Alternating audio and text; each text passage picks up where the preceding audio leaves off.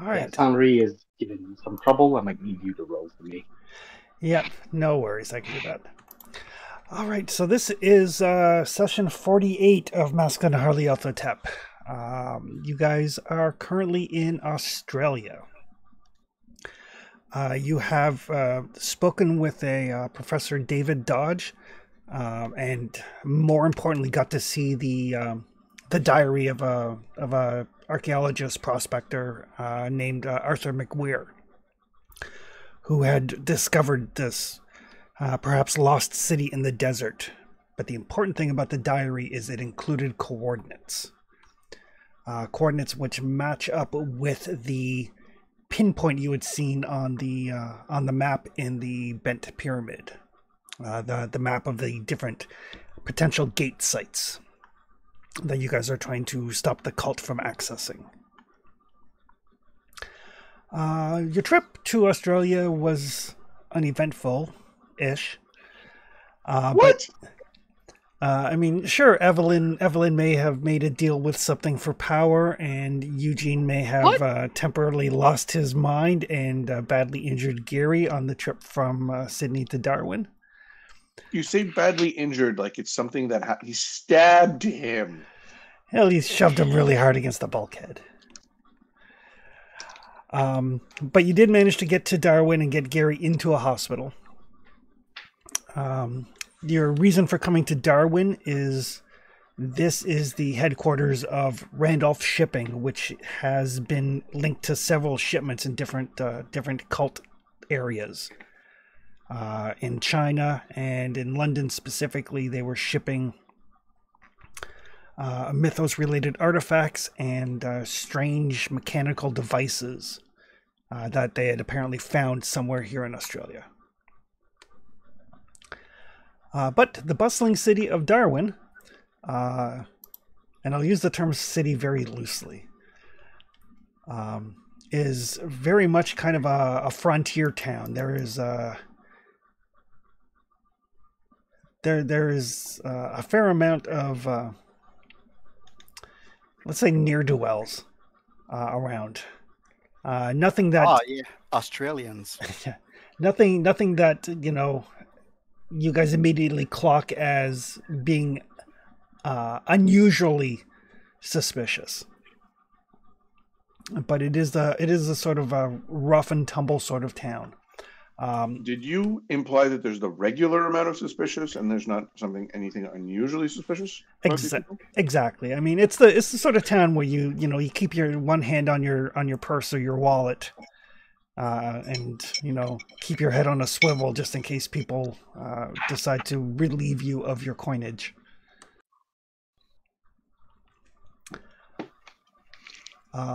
But other than that, you guys did pick up a couple of rumors here in Darwin. The main one that everybody seemed interested in was finding out about this Aboriginal Australian tale about a hidden city in the Great Sandy Desert and a great old man who sleeps beneath it that will one day rise and devour the world.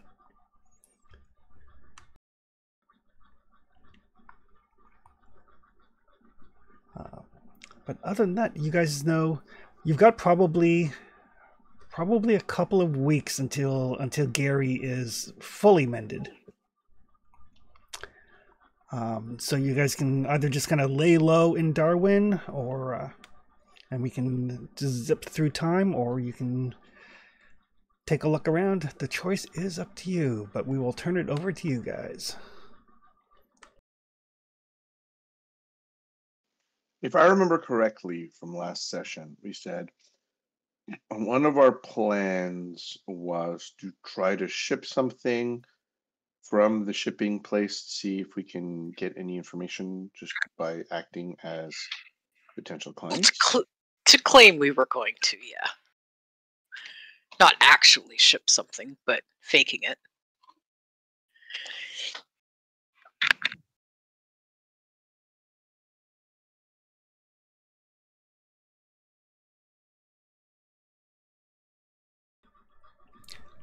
Yeah, you can certainly do that. I mean, they're open to the public. They're a business. I mean, all we need is a box. Or a crate.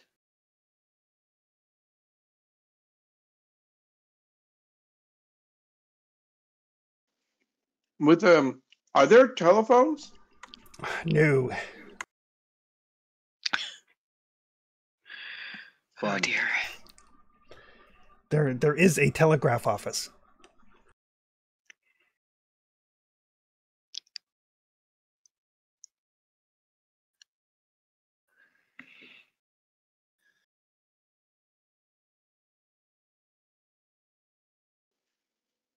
So that's the only thing that I think that we wanted to do before Gary got better, was to just take a preliminary look at the shipping location thing. Bob. What's it called? A shipping company?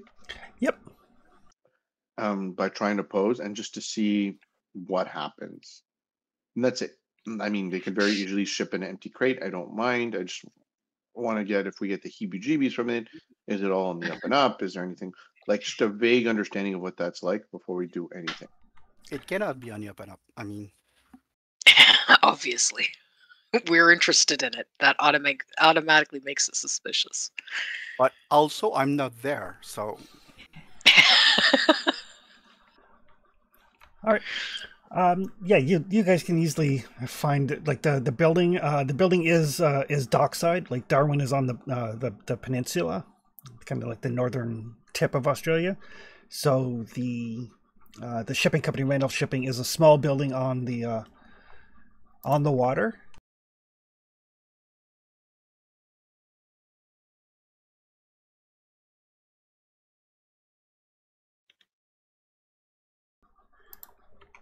There we go. You should also be prepared for the possibility that, they're a simple shipping company that was willing to ship a few mysterious goods here and there. I mean, that's exactly to why we make want to money. ship something. Yeah, that's exactly why we want to ship something nice and easy, not too difficult, and just see what happens. Mostly, I'm looking to see if they recognize us.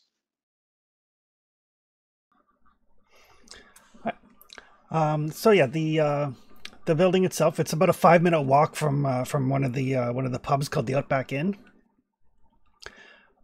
It is run down looking, like it is seen better days. It seems to be comprised of one building and one dock. It is not a massive shipping company by any stretch.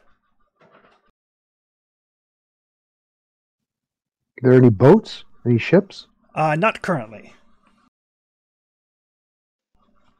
From the manifest that we got in London, it seemed to be implying that they were doing not an insignificant amount of shipping. Yep, I mean, they're the only shipping company in Darwin. So there is that.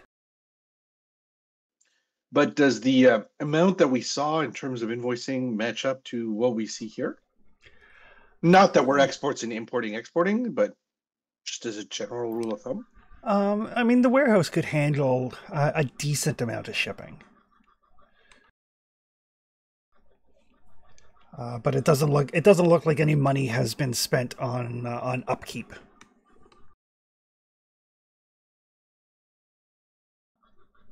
All right, we go in, we ask for quotes, we get the lay of the land, and let's call that a day.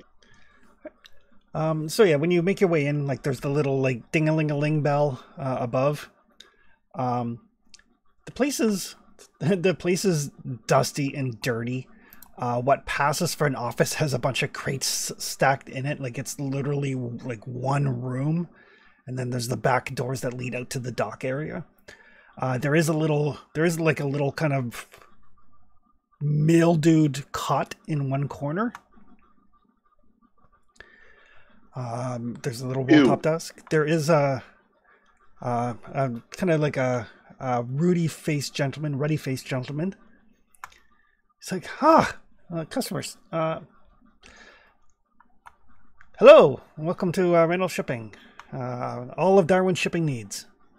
He's got a very heavy Australian accent that I will not butcher. Crikey. Is he Is he wearing like cultist robes and has giant tattoos of like pentagrams and stuff?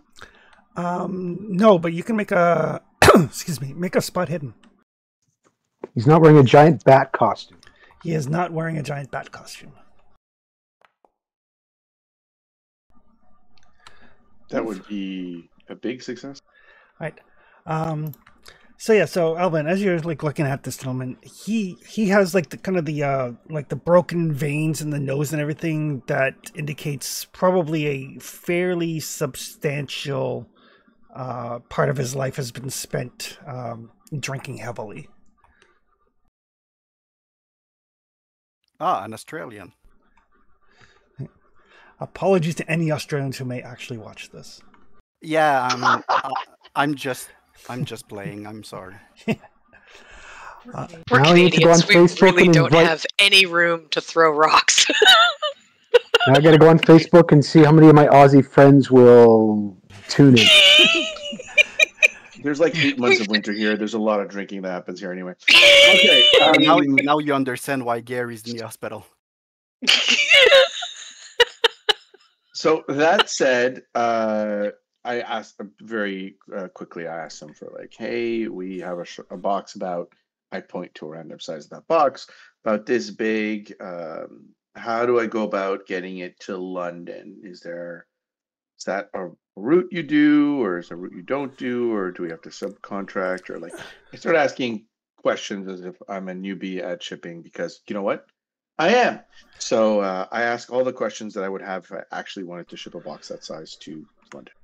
All right. Yeah, and as you're kind of like looking around to like find a box to indicate the size, you do spot that there is a crate.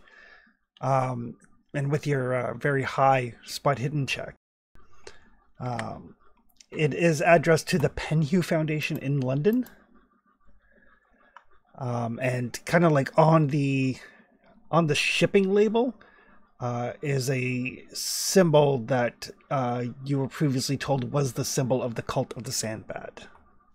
Fantastic. So he might not be having tattoos, but he's got boxes with the right shapes. Yes. But he's like, yeah, just a second. He's like, he kind of yells at the back. He's like, Billy! And this, Aboriginal gentleman comes in, fairly muscular. And the gentleman's like, when are we due to ship more stuff towards, to London? He's like, be about 3 weeks. Okay. Yeah. So, and he turns back to you. He's like, we can definitely make sure that we have space for you. We won't have a shipment ready to go for about 3 weeks. Is it by size, weight? What? Give me examples. Size and weight. Size, weight, distance. That's pretty standard stuff. And he quotes you a price. I'm not gonna do a bunch of math. He quotes you a price. Okay. What are my other options? For shipping from here? Like we're the only shipping company. Right. I mean, Okay. I suppose whatever you have, you could probably take it to. You could probably take it to City. You could maybe take it to Perth. But if you want to ship from here, we're the only game in town. And none of those fancy aeroplanes can take it anywhere? Oh no, not across the ocean. I mean, they could take it partway across the ocean. Yeah, I need to get there in one piece. Thanks for the information. I'll get back to you. I have 3 weeks, right, to make a decision? Yeah, absolutely. We'll be here. And we casually exit unless somebody else has something else to say. Hey, Chris, I wanted to do something when we walk in, Sure. and I'm going to keep an eye out for this the entire time we're here. And when the Aboriginal guy comes in, does either of them react in a way as if surprised to see us, or possibly acknowledgement, like they might recognize us? Let's call it a psychology roll. However, it's safe to say with the spot hidden I have, there's no wanted posters of us on the walls or anything like that. There are not. Wow! Oh, look at that. No, Miles. You do sense that they're eager for your business, and you can see, like, once he realizes that Alvin doesn't know the first thing about shipping, you can almost see the wheels turning in his head. You're confident that that price is probably marked up a good amount, but there's no, you don't think that they have any clue as to who you are.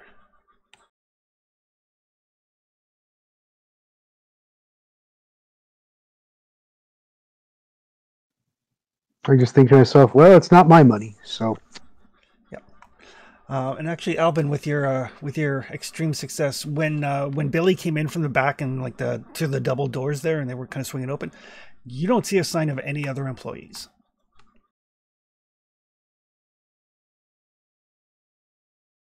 Two people. Two people.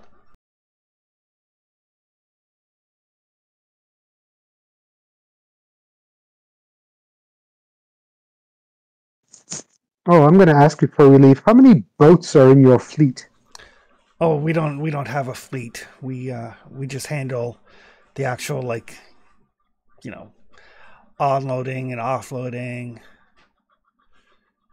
We do ship by boat when it comes by. We do shipments inland by rail. So you farm out for the actual boats? We're a warehouse. We store things here until the ship comes in, and then we load them on and send them on their way.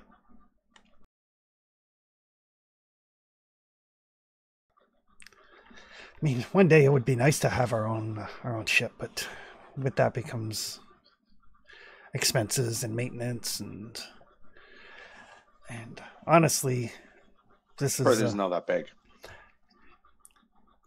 I mean, sometimes people will, they'll find something out in the desert, something of value. We had somebody once found some gold and wanted it shipped home, for safety. That was quite the excitement. Everybody talked about that for weeks. But mainly we do stuff for various archaeological finds.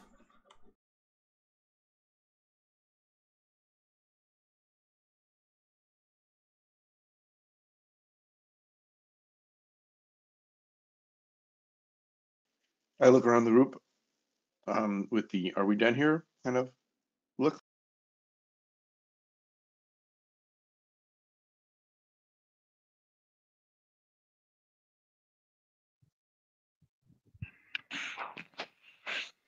Seems like we are. Go to my side. Go to my side. Chris, Yep. as we're leaving, can you throw back up the map of the city? Because it's not really big. Where is the dock? It's basically on the water. Okay, on the north side there. Yeah. And there was the implication that there wasn't a lot to do here other than mine, and then search for stuff and otherwise drink. Is that correct? That seems to be the extent of it. So my assumption is there's multiple places to drink. Is there any near the shipping area? There is. There's the Outback Inn, which is like a 5-minute walk. On the way out, I'm going to take a look at that bar. Mostly, I'm curious to say if we become regulars there, is it possible that we get a good vantage point to the actual shipping yards? And then if we can see the comings and goings of people over the next few weeks. Yeah, you can easily like get a table by a window sort of thing. Because then when we wait, and I explained to the group, we don't want to try to break in while Gary's in the hospital, because then we can't move Gary. But if he starts feeling better, we can take a look and try to gain more information about the warehouse. But in between, we can quietly stake it out by having a drink or two in our you know, as we become regulars at this place.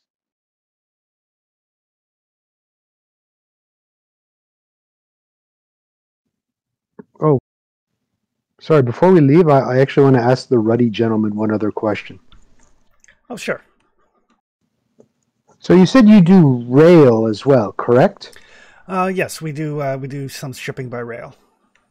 Does the rail go by chance? You'll have to forgive me. My Australian geography is not what it should be yet. Does the rail go through the great sandy desert towards Perth and what have you?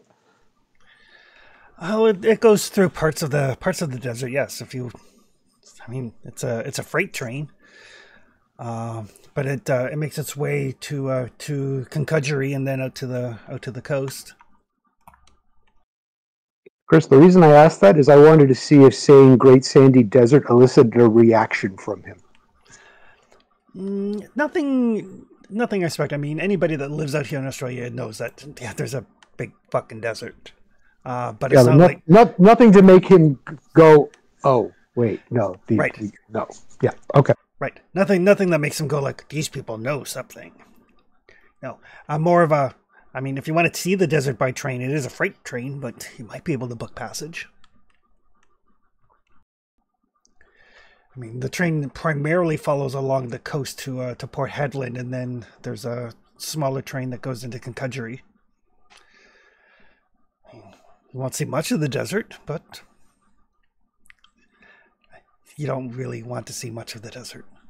It is an inhospitable place.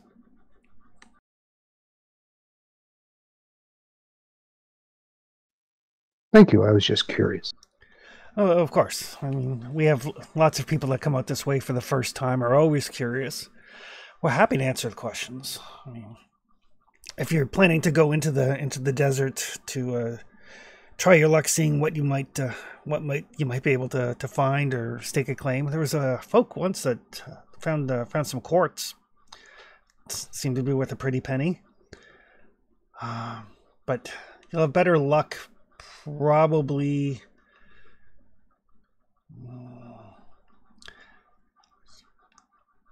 Honestly, you seem like nice folks. You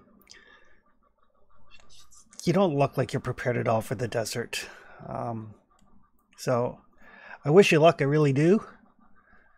But the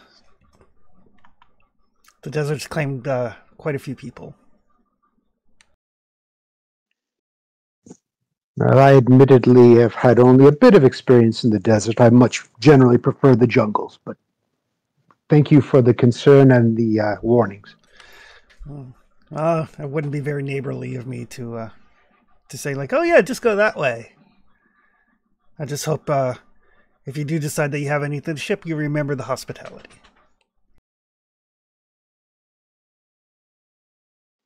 Chris, as much as I'm paranoid,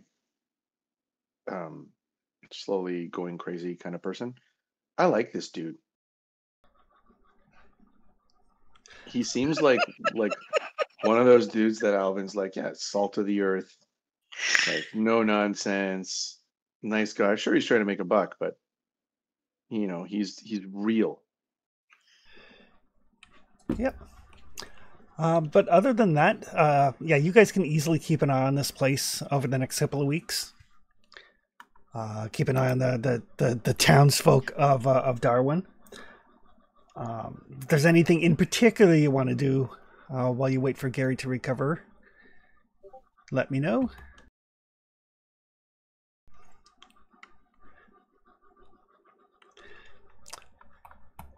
I don't know if how outrageous is the price he quoted, by the way. Alvin has no idea.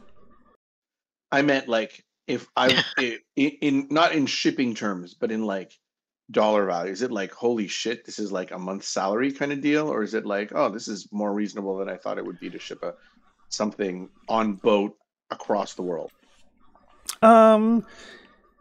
It's pricey. I mean, he's the only one in town, so you know he can charge what he likes. With that being said, though, it doesn't seem like he's taking complete advantage of the fact that he's the only one in town. That's fair. He's got to make a buck somehow. Yeah. Chris, other than watching for the comings and goings of the only shipping yards, a dock in town, I also get really good at doing crosswords by sitting at that bar every day. Okay. What would anybody else like to do during the time you wait for Gary? How long do we have? About 2 weeks. I'm going to be spending some quality time at the ladies' bar. Okay.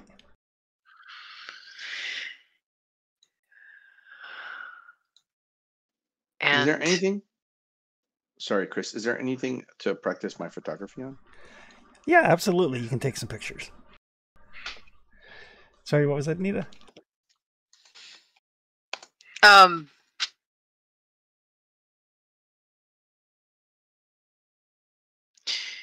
Evelyn's going to be going back through any of the information we have about the things that were being shipped back and forth from England. All right. Since I don't think she actually went in to the building when we were checking out the shipping company. They were all machine parts, right? She didn't say anything or make any rolls or interact with the scene in any way, so No, I don't mind her not being there. She was the getaway driver. Yeah, basically. It's not the first time. But yeah, she's going to go over any of the information we have about the items that were being shipped, who was shipping them out, who was supposed to be receiving them. All right. Chris, and just to confirm, those were the machine parts of the unknown Eldritch machine thing, right? Yes. Wasn't there something else that was supposed to get shipped out There was. to them, but we stole it? There was like a statue or something? Yep. Books? We either stole it or destroyed it. Yep. England clues. All right. What would Miles like to do over the 2 weeks? Does this place have... Is Darwin big enough to have a public library or a college or university that would have access to a library? No. The closest you can come to a library is the books you guys are carrying with you. Does it even have an elementary school? Doesn't have a school at all.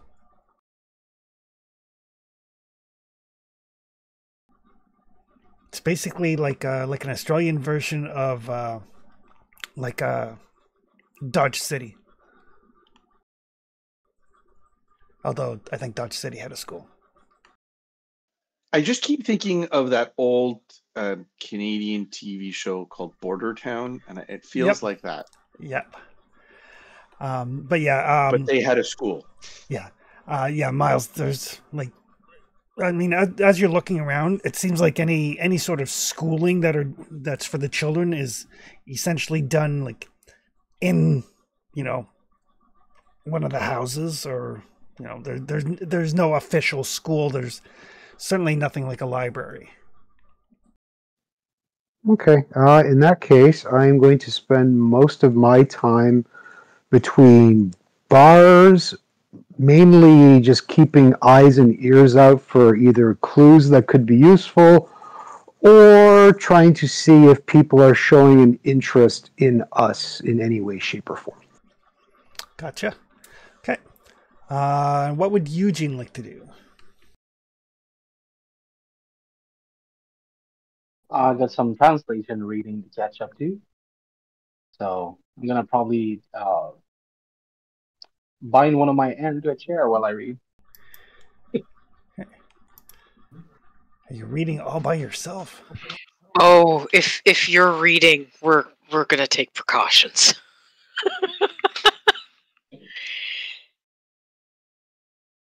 So Does he even tell anyone we're reading while everyone is off doing stuff for the next few weeks? well, I mean, Evelyn's going to be hanging around because she's going through their notes and shipping labels that they tore off of things. So if he's nosing around the books while she's going through that stuff, I'm sure she'd notice. Everyone might be a little paranoid about him reading books right now. Yeah. Which book in particular would Eugene like to read? How to Not Kill Gary. If only we had that book. That's why How I'm to read books without using. going mad. That's why I'm using the manacle to make sure one of my M is stuck to something. I'm reading my translation that I got from Egypt. Oh. It's a few weeks to read, so I won't even be done in 2 weeks, but I want to get some time down on that. Did Chris really say uh-oh? Uh-huh. Yeah, he did. I think that's a first in the campaign. That is so not reassuring. But yeah, I'm not hiding this, so Oh, Evelyn is taking a keen interest.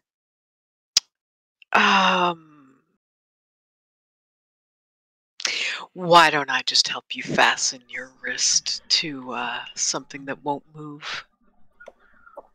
oh yeah, that's the plan. Yes, Yeah. I think so. So in total, reading the translation would take you 34 days. I think I got a week to read it so far. Yeah. But yeah, this, I mean, it's a translation. It's not in the original Arabic. But the No, stuff, it's a translation in Arabic. yeah, but it's not the original. There's like, parts have been skimmed over. Yeah. But yeah, it is. What you read in this book is like, I mean, some of the books you've read have like hinted at this this sort of mythology, this proto-religion. The translation here seems to go very in depth. Like names of deities that you don't heard of, things like the Lord of Flames and that which must not be named, the Mother of all things, bring the carrion eaters.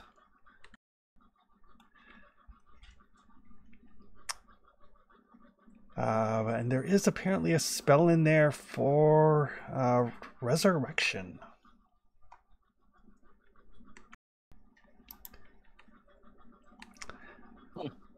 Once you actually understand it. Yep. But yeah, this book definitely goes way more in depth on things than any of the previous books that you've read. Anything about healing someone of the withering? No. Your understanding is most things like that tend to be fairly permanent. Yeah. So the whole thing's sort of the nice version of those books. This is like the Al-Azif thing? It's a translation of the Al-Azif. It's like the Cole's Note versions of the Al-Azif.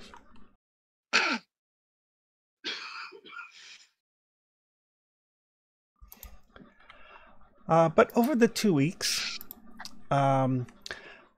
Miles, people pay attention to you in the sense that you're the new people in town. And then, after like the first week, the novelty sort of wears off.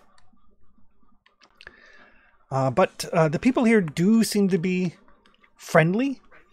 Some of it is feigned to get you to lower your guard.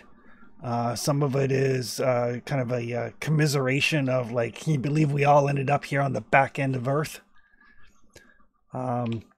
So yeah, it's a wide assortment of people, but after the first week, you're treated more like you belong here. They welcome you fairly quickly.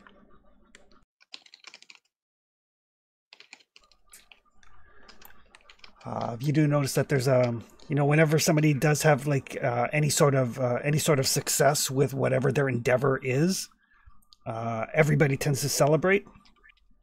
A couple of like, you know, grumbly people here and there, but by and large, everybody seems to celebrate each other's successes and drinks heavily when somebody has a catastrophic failure. Like it's very kind It's of a community. yeah, it's very much a community of like rough and tumble people at the ass end of Earth.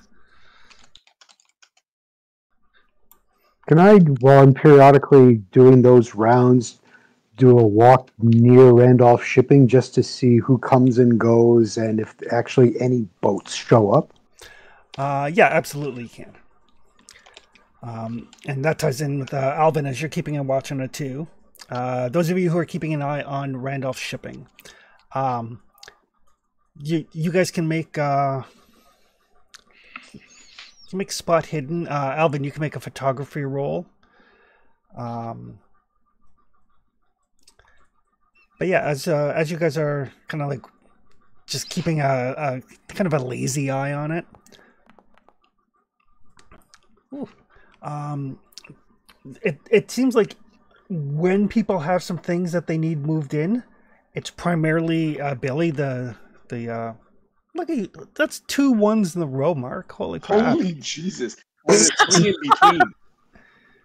I don't know how to Mark. rig forge or whatever it's called, foundry. Yeah. So You're fucked tomorrow night. Yeah. bite your tongue. I'm rolling as expected. Ryzen's gonna live forever. Damn it! Okay. Uh-huh. But it does seem like there's only the 2 employees. There's the guy who runs it, whose name you find. His name is Toddy. Toddy Randolph. You see him pretty much every night after he closes down the shipping building. He goes to one of the bars and drinks until he staggers back to his cot in his office. Like he has a routine, and everybody seems to know what his routine is. Occasionally, when somebody comes in that actually has some things to ship, or when a train comes in with supplies to be offloaded, they kind of like just kind of put the word out that there's stuff to unload, and people go and make a couple of extra bucks. But it seems like the only 2 employees are Toddy and Billy. During your surveillance, Billy does not sleep in the warehouse. He's got his own little abode that he goes to. But probably around like late in the evening, way past the hours where bars are supposed to be closed but aren't, Toddy kind of like stumbles back to his cot and falls asleep. You would estimate that there's probably about a good 6-hour window where there's nobody in that building. A couple of small ships come by, just things that are like running stuff from here, like further up the coast or further down the coast, and the occasional train, but no big ships come in. And the word is that, you know, the ship that basically, for anybody who is going to England, you know, it's going to be here in a couple of weeks, and then it's going to be here next week, that sort of thing. It lines up with the time that Toddy told you. Cool, thank you. And we never see anyone suspicious going in and out, right? Because I'm there a lot. No, I mean occasional like business here and there, but nobody sneaking in after hours or anything of that nature. No one with pentagrams tattooed on them going in and with boxes to ship. Nope. Evelyn, you can make a library use roll. Okay. This is your kind of piecing. I suppose together. our collection of stuff.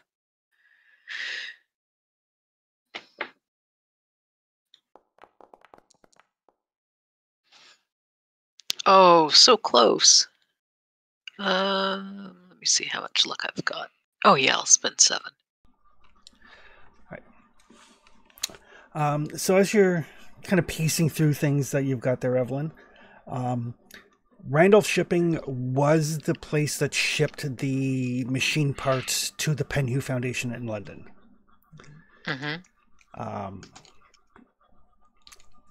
They shipped the parts to London. Penhew, or to Henson Manufacturing in London, basically made new versions of them that weren't all, ancient, and shipped them back again through Randolph Shipping to Shanghai, to what's his name, Hofan.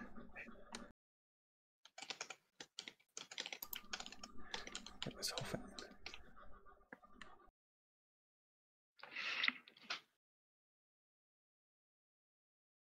Hofang was the leader of the cult of the bloated woman. Yep. So basically, the machine parts were sent from here to England, retooled into new versions or copies, and then shipped to Hofang. So there's a definite, very strong cult connection there. The other things that were shipped were various mythos artifacts, including, I believe, at one point there was a statue of Cthulhu. That was the one that we stole. Yes. So it does seem like as you're piecing things together, Randolph Shipping is used by the cults for shipping, but not actually part of the cult. Doesn't seem to be. Okay. Miles and Alvin, could I get you to do me a small favor? Depending on what it is, of course. Well, I need one of you to be a lookout, and I need the other one to go drinking with Toddy. Because I would like one of us to go and check out some shipping records. Yeah. And I think the plan is to wait for Gary to heal just in case you guys need to hightail it. Oh, okay. I will make a list then of like all of the dates and items that we're looking for. Yeah, that's the kind of the deal. When he's mobile, then we can move, because otherwise, if we get caught or we need to get out of town, we can't move, Gary. Okay. Yeah. But apparently we can bring him back from the dead now. Well, not yet. But Eugene has some more reading to do. Please do not share that information with us. We can bring him back. And there's some hideous monstrosity ghoul or something, or zombie. Monstrosity This just happened in freaking the last place we went. Like the parents, the father tried to bring back his daughter and his wife. Yep. Monstrosity maybe, but I'm not gonna be 80s. Right. Gary, why don't you give me a Constitution roll? Gary is in a coma, reliving his bar mitzvah on repeat. Please no.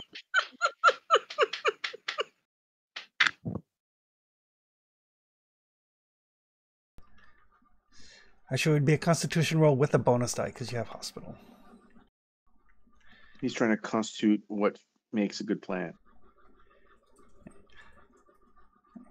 How do I add a... Just roll another d10.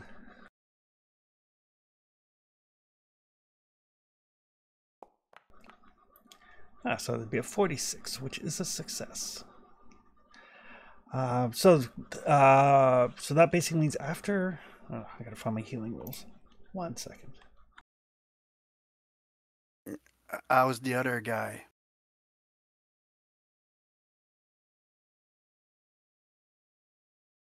You wake up alone in the hospital because we're all busy doing other things. I cry. Okay. Pretty ugly, if you ask me. So on a success, you get 1d3 hit points back.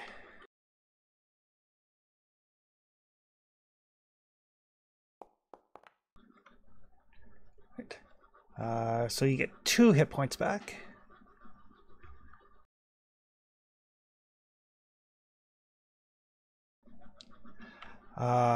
And if your current hit points after that are half or more than your full hit points, then your major wound is gone, and then you will start healing at the rate of 1 hit point per night.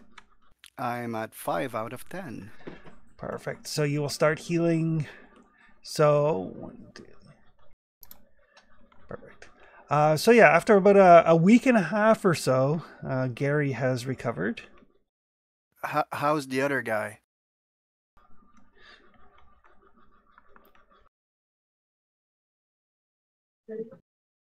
Pretty sure his face never gonna recover. Other guy.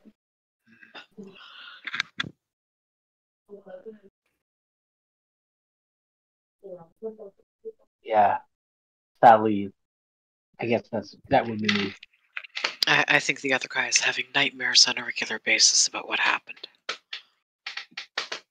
Oh, I mean that's good, I guess. Sort of, maybe. So can somebody just remember, like, help me remember what happens? I mean, something did. We were on a boat on our way to Darwin, and Eugene started reading something that he wasn't quite ready for. Okay, I understand the gist of it now. I think. Mm. Books, am I right? Books. The two of you got into a scuffle. He shoved you against the wall, bulkhead, and you dropped, and it was terrifying. How very glorious of me.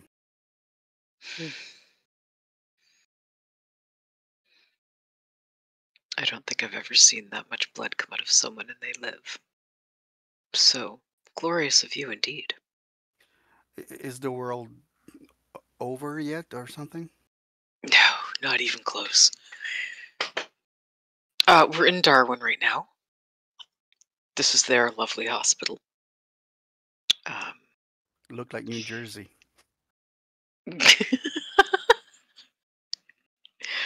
There are undoubtedly more people in New Jersey because this is the tiniest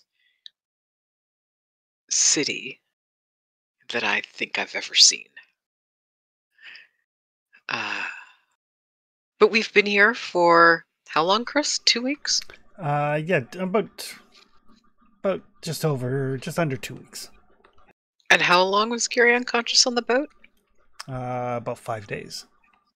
Okay. So, that scuffle was about 3 weeks ago. Wait, what now? It's been about 3 weeks.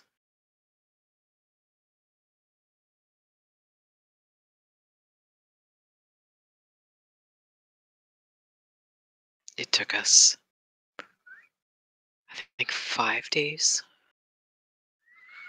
from the accident to get to Darwin.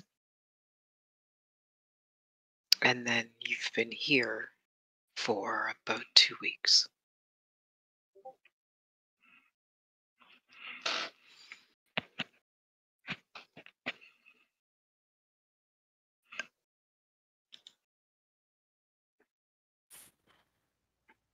Well, okay. Just give me time for a quick wash and a shave, and I'll try to get myself useful. I think you'll. Mm.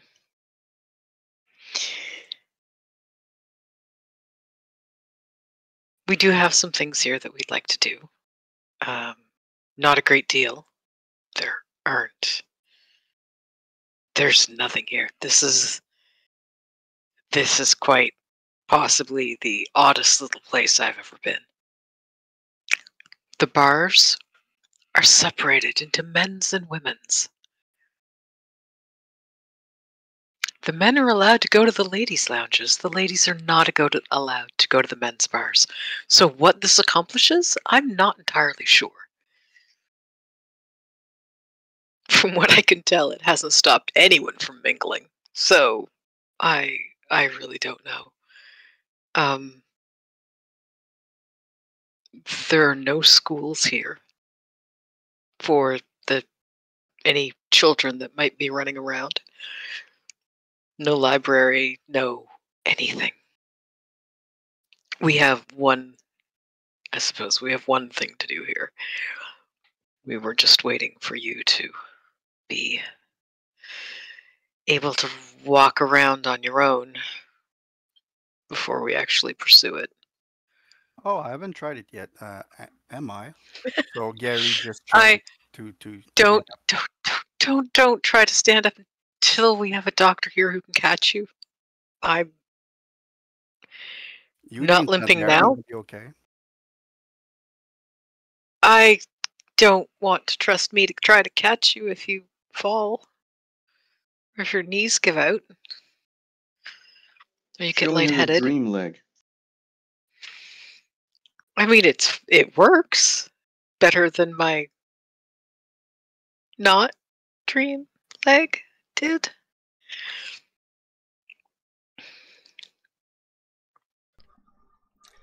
Oh, I was apparently mistaken. There is a school in Garwin. There is St. Joseph's School with its 28 students. Sorry, the school is so small we've overlooked it because no one can find where these 28 kids disappear to every day. It is a day school for boys and girls and boarding accommodation for girls. It is 2% of the population. Yep.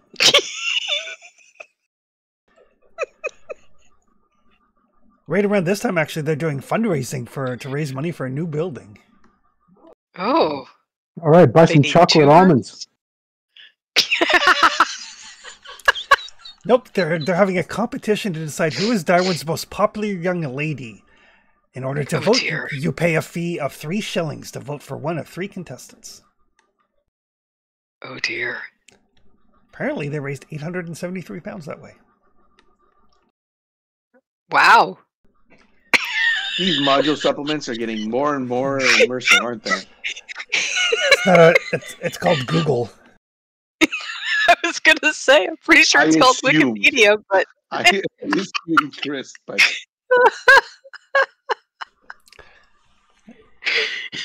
Bizarre Darwin history that you didn't know you needed. Yep. That took the space of another piece of information that I could have used later in life. Now you know, if any of the PCs want to get involved in the fundraising for the new school building. Screw saving the world. I'm all about saving Darwin and getting a new school. I'm picturing 100 years from now, a bunch of gamers sitting around playing Cyberpunk and talking about fundraising at some remote school. I mean, we donate $100 and it's like a new building and then some, and it gets named after us. Like, where's Sally Struthers to cry into a TV? But think of the children. Oh dear God. Weird things that come up when you run a historical game.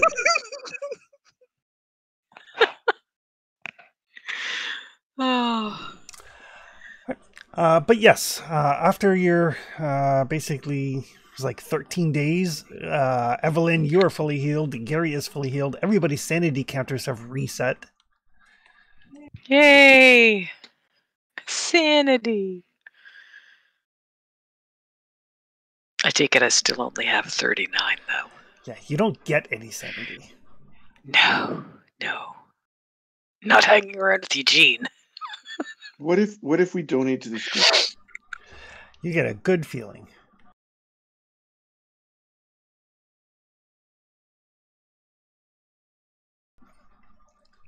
Right. But it is Monday, September the 28th, when Gary is fit for duty again. Sorry, what date? Monday, Oh, never mind. It's right there. September 28th. Oh, dear. Hey guys. Gary, great to see you up and about. How's the head? The what now? The thing on top of your shoulders. Oh, that. Cracked but not broken. And how are the legs? They good for running?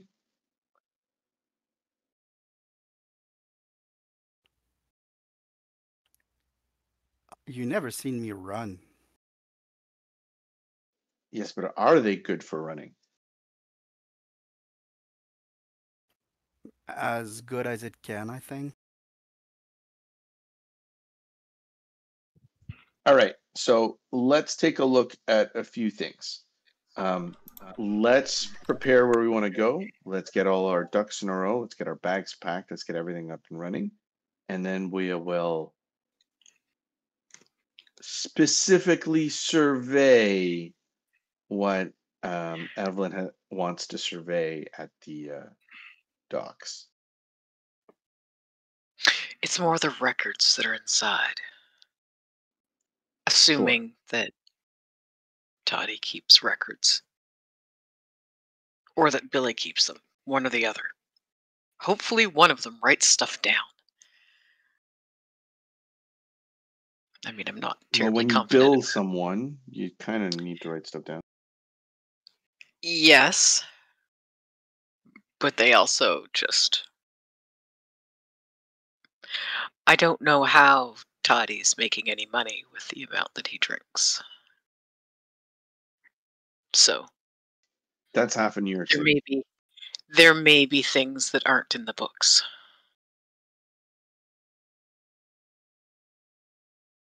That's my concern. But I'd like us to find out where these things came from.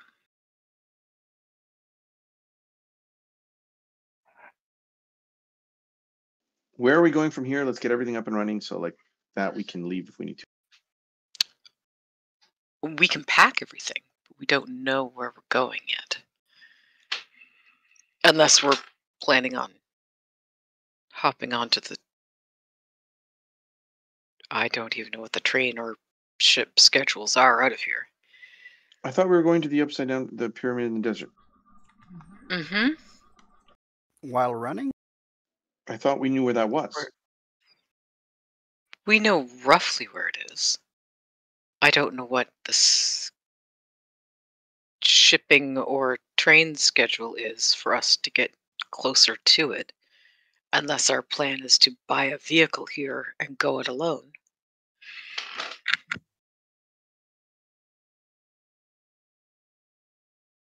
And here I was thinking that we would have figured that out over the last few weeks. Okay, let's figure We that should out have. now then. Mm-hmm. I thought we knew where we were going, but now we have a vague idea where we're going. That's fair. How do we get there? Toddy said that he didn't look like we were ready to do outback travel, which seems to imply that other people are ready. So let's inquire about how they get ready and go down that road. Yeah, basically when you look at the map here, that's the coordinates that you have. That's where you are. That looks more than a 1 hour hike. That is about 650 miles through the desert. Yeah, Australia's not quite as big as Canada, but that's still a hefty distance. So your best bet would be to go to like one of the cities further down the coast, and then head in from there. People that are heading into the desert for prospecting and the like generally make their way from Port Hedland. So in Port Hedland, they have like a thriving business built on the idea of going out into the desert. So you won't have any trouble finding vehicles and the like there. So how do we go about doing that? To get to Port And the Hedland. doctor we Sorry, go ahead.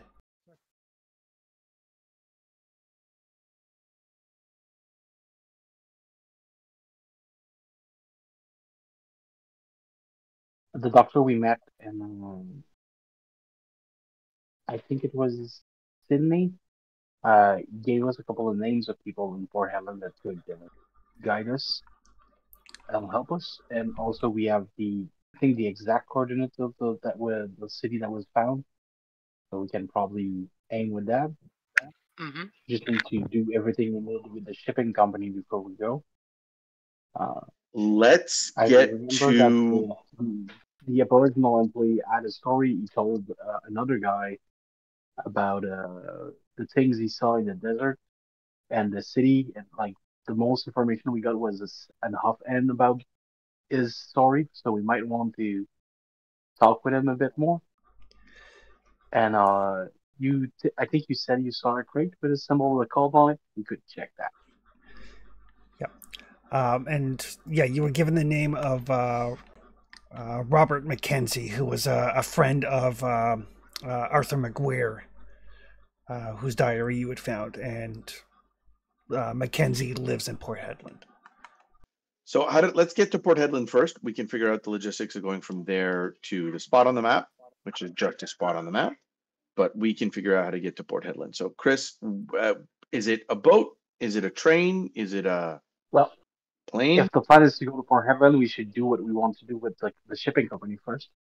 Yes, but I want to make sure that we time it. If it's a train, I want to make sure that we do it a day, like the night before the train shows up. If it's a plane, Right. like I don't want it to be like 2 weeks. We don't want to be stuck here. Right. Yeah, you can go by boat or train.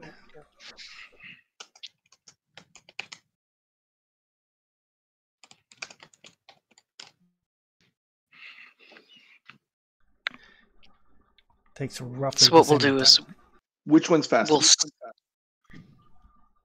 Sorry, go ahead. We'll schedule our break-in for the day before, whenever the transport leaves. We just need to know when the transport leaves. Yeah, you can use train. Train runs more frequently. Like the train to Port Hedland goes more frequently than the boats do. They take about the same amount of time.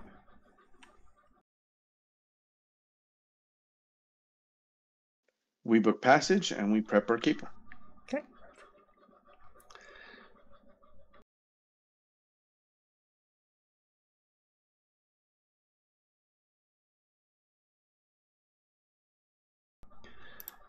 All right, and you guys, I assume, are going in the evening when Toddy is out and the place is locked up?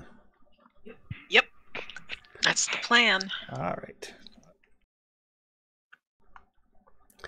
So, yeah, like I said, the train runs frequently. There's like 2 or 3 trains a week that head in that direction, so you can time things to, like, you have to spend like another day, but then you're like, okay, we can do the break-in tonight and we can catch the train tomorrow.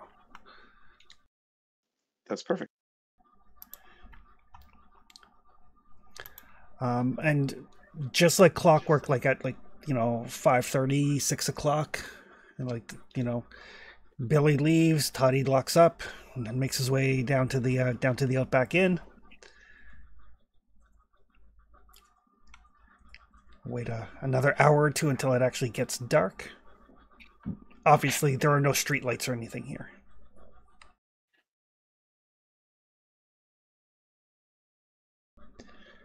Should one of us stay outside to be sentry? Yes. Absolutely.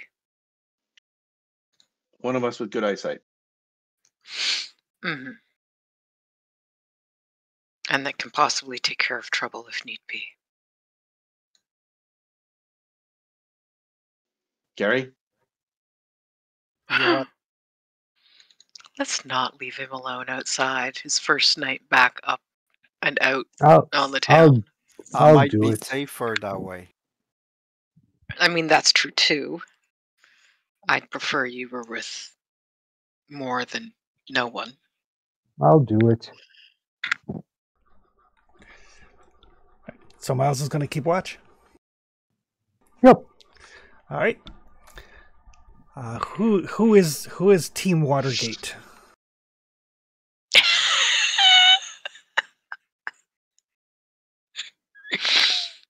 I mean, I can my always spot I'll- isn't great, but I will. Look, the only thing I want to make sure of, I think I'm going in because I'm the one who has the lockpicking skills.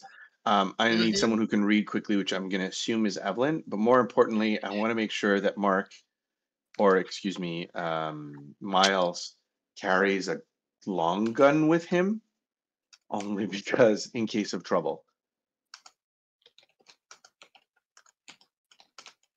I don't know how suspicious or not suspicious that would be. If things go bad, I don't want to end up having to fight people with like hatchets with our fists. Well, I'm probably forgetting. Did we have an most- issue bringing our guns with us on the ship? No, you didn't. Especially not Well, long then. arms. Like long arms are considered to be hunting rifles. Yeah, I've got my elephant gun. I've got that carbine. I got 45. Good glory. And it's one of those More things. weapons than hands. Darwin is the sort of place where, like, even if somebody does have a problem with you carrying a weapon, they're not going to say anything because you might use it on them. I also think I got this large knife from a cultist, so I can go, you call that a knife? That's a knife. There you go. God, no. That's where it all Crikey. started, Miles. I got one of those hats that has like the fold up on the side, like Crocodile Oh, dear Dundee. God. And the teeth.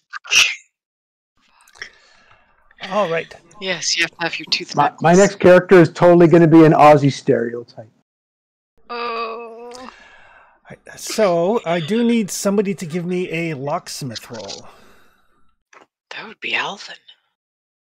Team Alvin.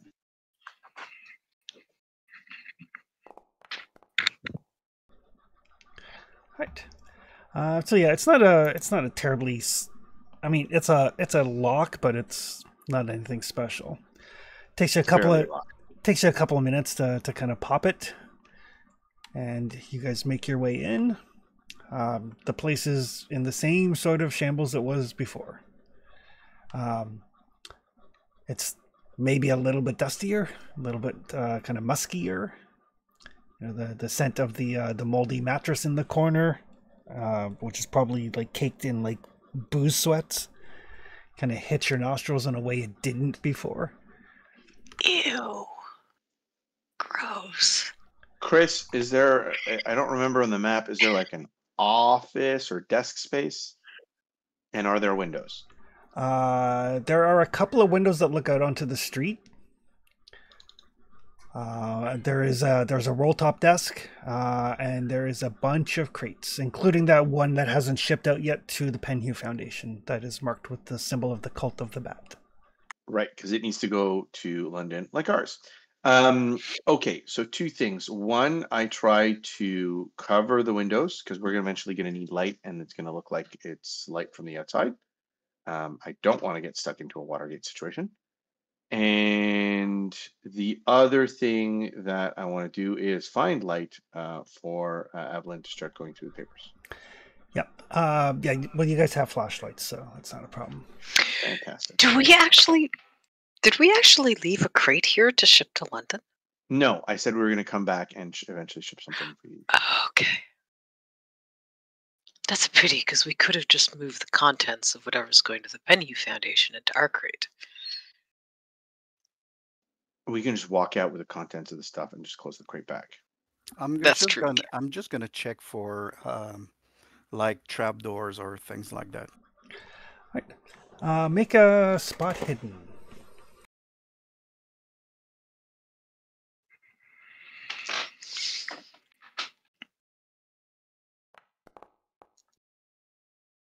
Nice shoes. Really nice shoes. Is he the only one who can roll for that? No, if you guys are taking a look around, you certainly can.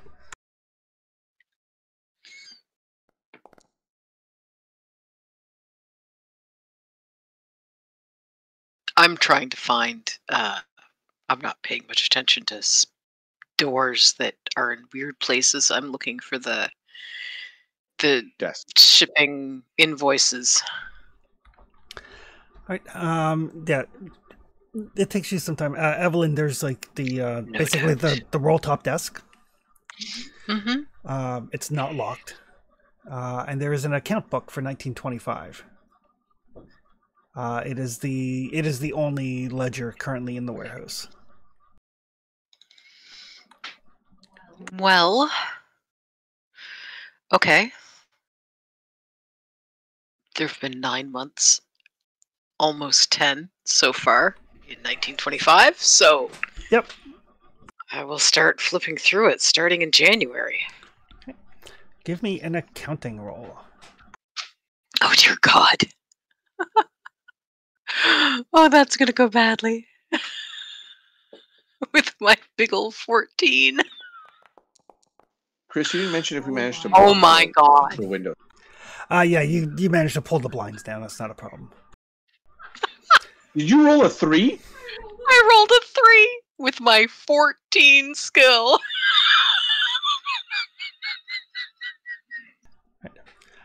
It's not even an extreme success. Is the funny part. Right. So as you're going through these, there's several shipments to a Mortimer Wycroft in Concudgery. Can you put that in the Discord? I don't even want to guess at how that's spelled. Chris, you implied like we all know where Concudgery is. Which Come on, if country you is know that your in? Australian geography, you know exactly where Concudgery is. Is it in Australia? I mean, it seems like it would be in Australia. No offense to Australia, but Yeah. It does specify that they went by coastal packet to Port Hedland and then inland by rail to Concudgery. oh, well then it's definitely Australia. Where? That's the question. Yeah, Evelyn's going to make, like, in her notebook, she's going to be making notes about dates, items, and locations. Yeah. You do Like notice all of the information that she can copy over. And kind of glance around the room for a map. I was going to say where it is in real life according to Google Map. It took some digging, actually.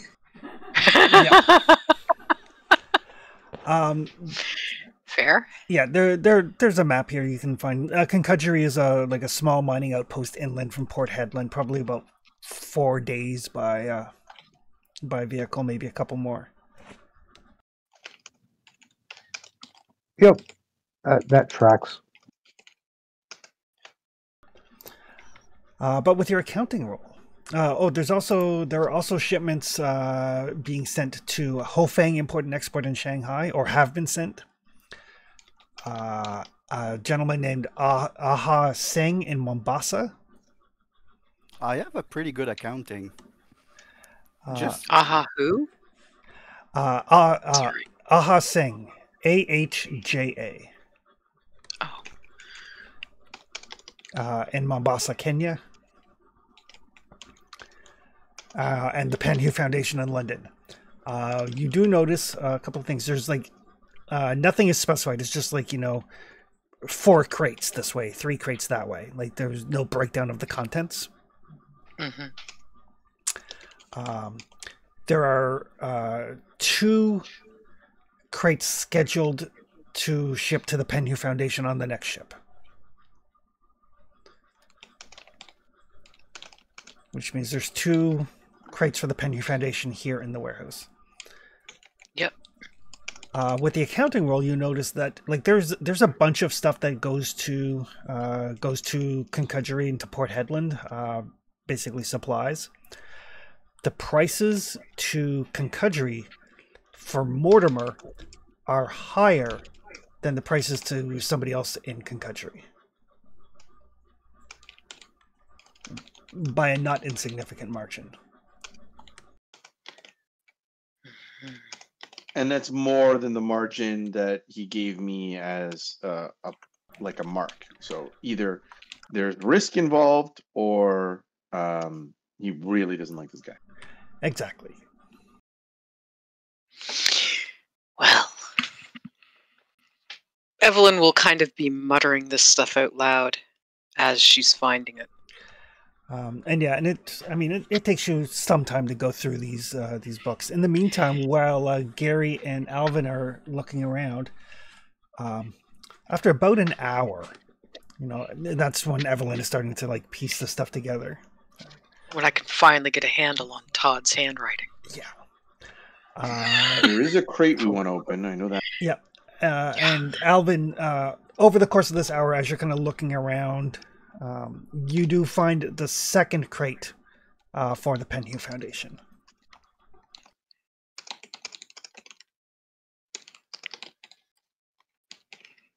What's inside these crates? Can we open them without it looking like they were tampered with? You can open them and then you just kind of tamp the lids back down. We're going to want to take whatever's in them, providing we can carry it. Are you opening crate number 1 or crate number 2? Crate number 1 was in the open. Crate number 2, was it more hidden, or was it just at a different point in time? It looks like it came in at a different point in time. I'm going to pick up open crate number 2.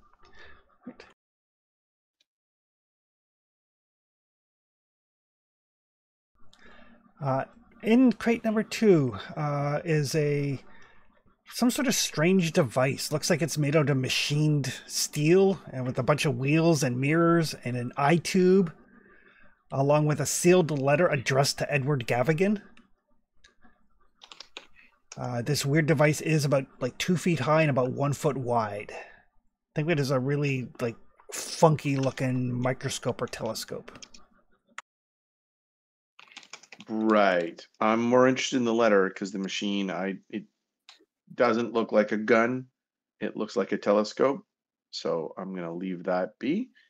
Is there any way that I can gain access to the letter without it looking? I'm just curious because if I can, I'll open the letter carefully. But at the end of the day, this is going to go into a shipment, and then I just might as well keep the letter. Push comes to shove, because it'll be weeks before they figure it out anyway. You could, if you had access to a kettle or something, you could steam it open. But do I have forgery? I do not have forgery. I have a pretty good sleight of hand, though. Is that forgery? Sleight of hand? No, but I'd probably let sleight of hand to basically very carefully open the envelope. There you go, Gary.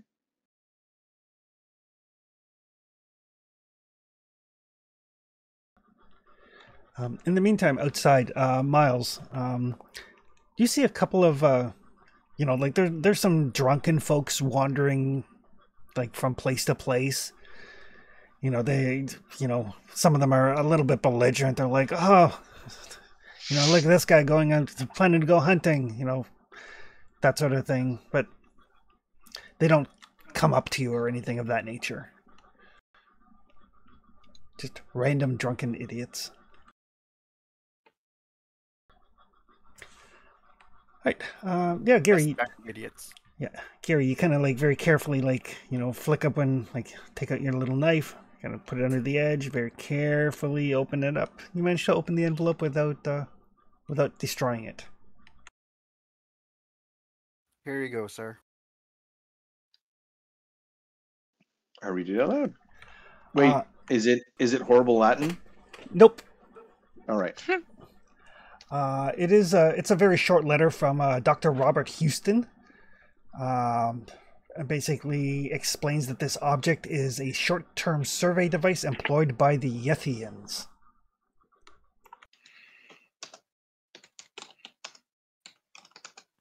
So I'm gonna keep that letter. It doesn't need to go in there. How heavy is this thing? It weighs probably like 5 or 6 pounds. Is it something we can easily walk away with and close the lid up so it's shipped empty? Well, it's about 2 feet high and about a foot wide. So, I mean, it's not awkward to carry by any stretch. All right. Is there a bag or something I can throw it in so I can throw it over my shoulder? Yeah, there's bags here. Yeah, there's like. Fantastic. Yep. I do that. Put that there. Well, are these things? Is there like are these things weighed before they put them on the boat? My fear is that the weight will be off and they'll open. Probably not. It's probably like when you drop off your thing, it's weighed and you pay for it, and then when the boat comes, they load it on and ship it off. All right, perfect. So we're going to close that up, and we're going to open box number 1. Right. I give Gary the telescope. All right. Evelyn, give me a spot hidden roll. Microscope. Or was it telescope? Could be Just either. from my notes. Weird mechanical device. Gotcha. Okay, sorry, you wanted a what roll? Spot hidden. Add weird mechanical device to your inventory.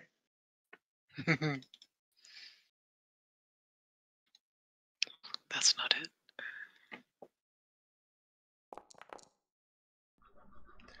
All right.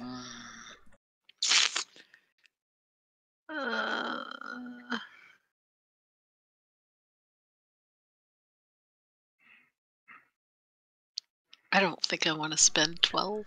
Okay. You can push it too. I could. Is it something in the ledger, or is it? No, it's just like something in the room. It's just like a kind of a passive look. Oh.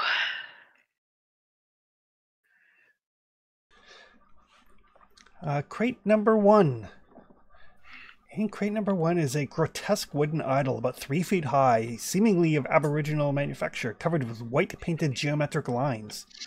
It is humanoid without hair and has a strange round thick whisker-like tentacles. Its hands and feet end in flipper-like appendages. Both Gary and Elvin can give me sanity rolls. God damn it. Followed by Cthulhu Mythos rolls.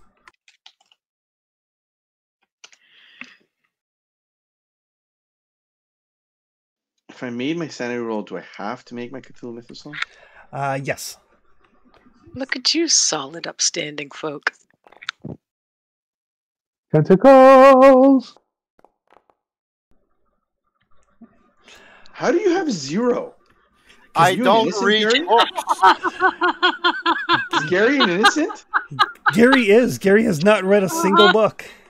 Gary haven't read a single book. Gary gave blood for the rituals. Yes, he is innocent. He just refused reading those shit. I mean, I agree with him. It doesn't mean that you gained Cthulhu missiles accidentally by osmosis. But yeah, both of you, it kind of gives you the heebie-jeebies, but as it should. As it should. There's a brief moment where it feels almost like the eyes of the thing are following you, and then you realize it's just like Evelyn's flashlight as she's like kind of holding it and flipping pages in the ledger. No, the eyes are definitely following them. You said it was Aboriginal, and so I'm assuming it's wood of some kind? It is. It's a wooden idol about 3 feet high. Throw it in the bag. Why? So we can burn it. Because we don't want them to have it. them wanting it is a good enough reason for us not wanting to make sure that they get it, or us making sure they don't get it. However that sentence goes.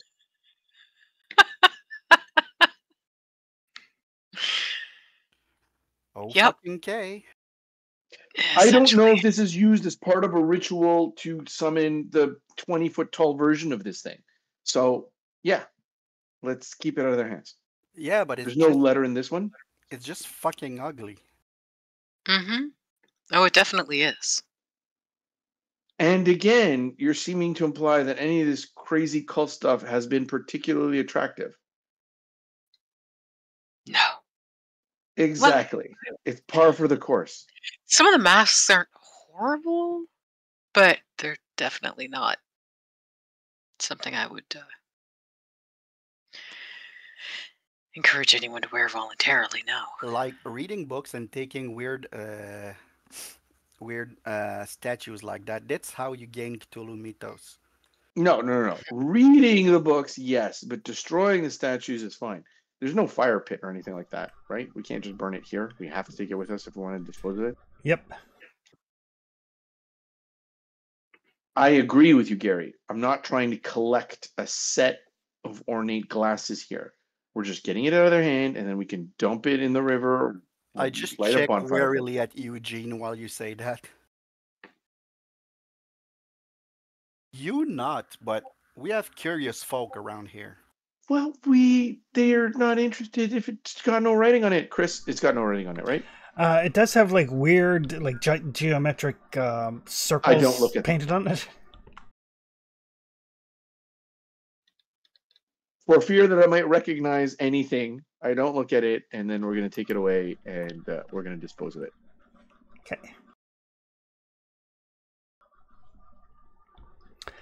All right. And by the time you guys have gathered up this stuff, Evelyn, you have gleaned the information that you got from the ledger.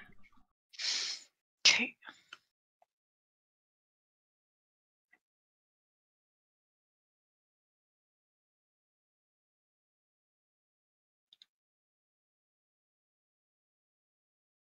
Are we done here?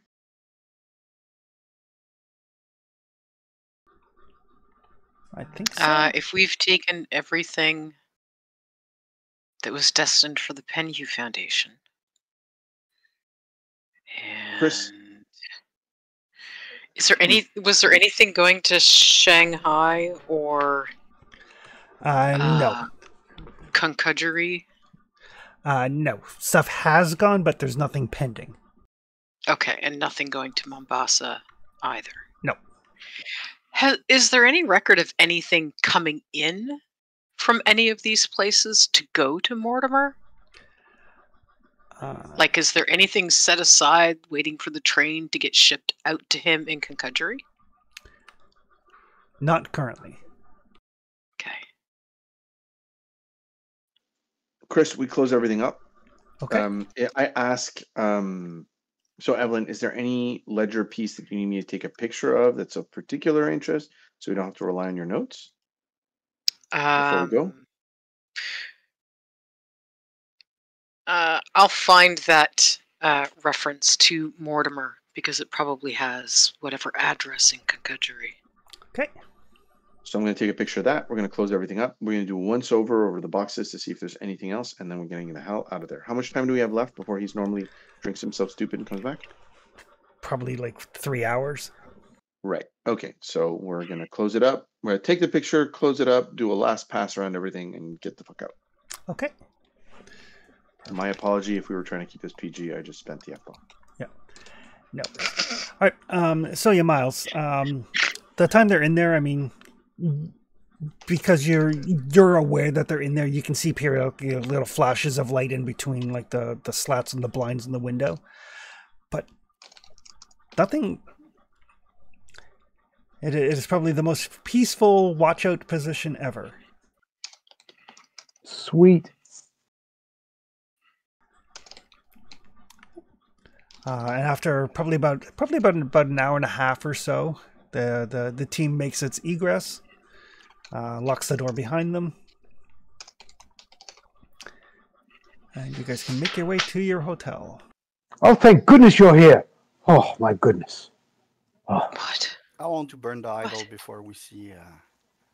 these drunken birds and yahoos, they just made these horrible comments towards me. It was rather unsettling. So, no, it was fine, really. Nothing untoward happened. Right. Gary, I agree. I would love for us to find a lonely spot of beach and burn that thing. Oh, did we find something? Is it show and tell time? You not neither. here. We can tell you about it. You probably don't want to see it. It's ugly as sin. Let's find a little patch of beach where no one will care if we build a little bonfire. All right. So we found something useful or incriminating? Found something made of wood that Alvin and Gary are finding quite distressing. So we would like to make sure that it no longer exists. There's a horrible god idol thing, Mabob, and here you can read this letter if you need it, if you want to keep pace with us. And I'll read it. Evelyn will Mhm. summarize what she found on the way to this. What the fuck Bonfire. are Yithians? Anybody can make a Cthulhu Mythos roll to see if you've heard of Yithians. I've heard something like that before. It's like youths, right? Not quite. Utes, right? The two Utes. The two of you.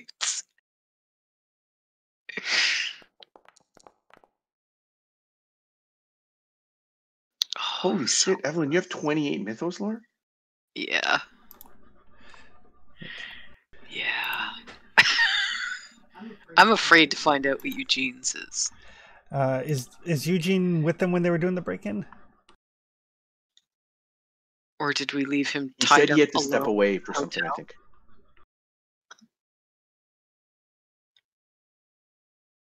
I'm just going to do a quick search in my notes to see if we have a reference to Yithians. He said he had to step away over the mic for a second at some point. Okay. I thought he was back, but he's listed as Apparently offline. not. Okay. Right. Eugene has heard of Yithians.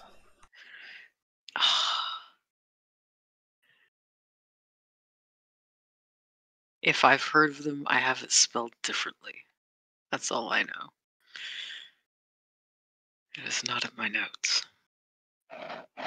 Now I'm curious how it's spelled, because considering that it's horrible and evil, I expect it to be with an I instead of a Y, because my instinct would say write it with a Y. It's And it has to be the opposite. Yith. Okay, that's how I have it. So are we going to the pub, or are we going to go burn something? Beach. Digging a fire pit, putting it in, lighting it on fire. Yeah, I still don't have any other notes about it. This must be very specifically Eugene info. We would like to go to a beach and burn the thing. I'm not generally in favor of burning magical-ish items, but hopefully even this is only an magical? idol. I don't know. It may just be a... Do we have the tools we need to do such a fire? I have a matches. lighter with my smokes. What else do you need to burn a wooden thing? Well, I just wanted to be sure that we had a fire source. I'm sure we can find some brush. Let's pick up a bottle on our way there. Oh, bottle of something nice and strongly alcoholic that'll burn well. Oh, we're sharing that. We're going to share that. We're going to share one of your cigarettes. And we're going to burn this stupid thing. Chris, that's the plan. All right. So yes, so Eugene knows a little bit about the Yithians, the great race of Yith, which are apparently a species of time-traveling mental entities that fled their world's destruction and came to Earth. Absolutely not. I'm sorry. Oh dear. Hold on. I am. There was a lot to unpack in that sentence. Can you repeat that? Oh, Eugene, you're telling us terrible, terrible things. Time-traveling mental entities that fled their world's destruction and came to Earth. I'm sorry. What brought this on? This is what Eugene can tell you about the Great Race of Yith. Basically, 400 million years ago, this race flourished on Earth. I plug my ears. And they basically divided the Earth between themselves, creatures called Migo, and creatures called Deep Ones. Migo sounds familiar. I feel like we've had one before. The important information that Eugene imparts is that the Great Race basically controlled the southern part of the planet, and their greatest city was called Nakotis. Pnakotus. Sorry, I'm going to need you to put that in chat or spell it again. PN PN. AK OT Yep. US. Okay. This is in Sadly, reference to that's the not where I crazy need to city. take coffee and alcohol. Oh, isn't it? I thought that's where you needed to take it. No. I need to take coffee and alcohol to Nakatis. Yep, that's the one. Nakaris, doesn't the scrolls or something, you have a book that talks about that shit? You do have books called the Narcotic Manuscripts. Sorry. To clarify, Chris, this Nakatis or this Pnakotus, that's the city? Yes. Okay, that's much different than how I had it spelled earlier in my notes. Let me just fix that so I can actually find it later when I need to. Which is believed to be in modern-day Australia.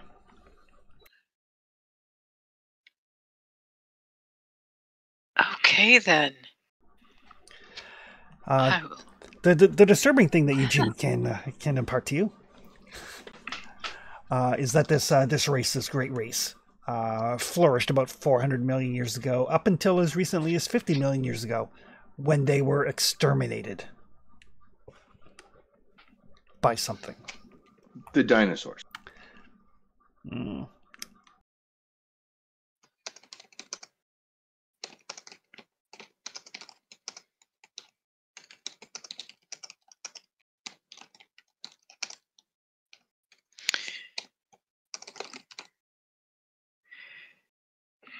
Okay.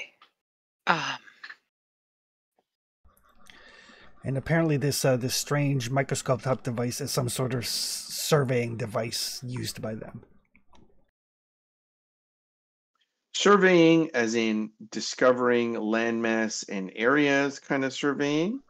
I guess it just says surveying. I can't imagine. It just But, says like, surveying. I don't know what other kind there would be. I mean, no one's going around asking them questions.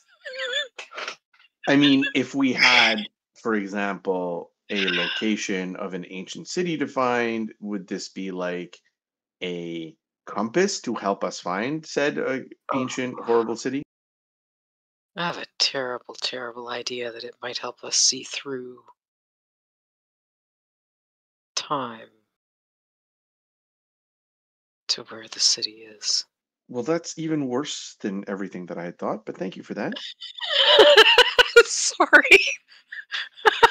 I need another drink of that alcohol, I think. I need to go to Nakatis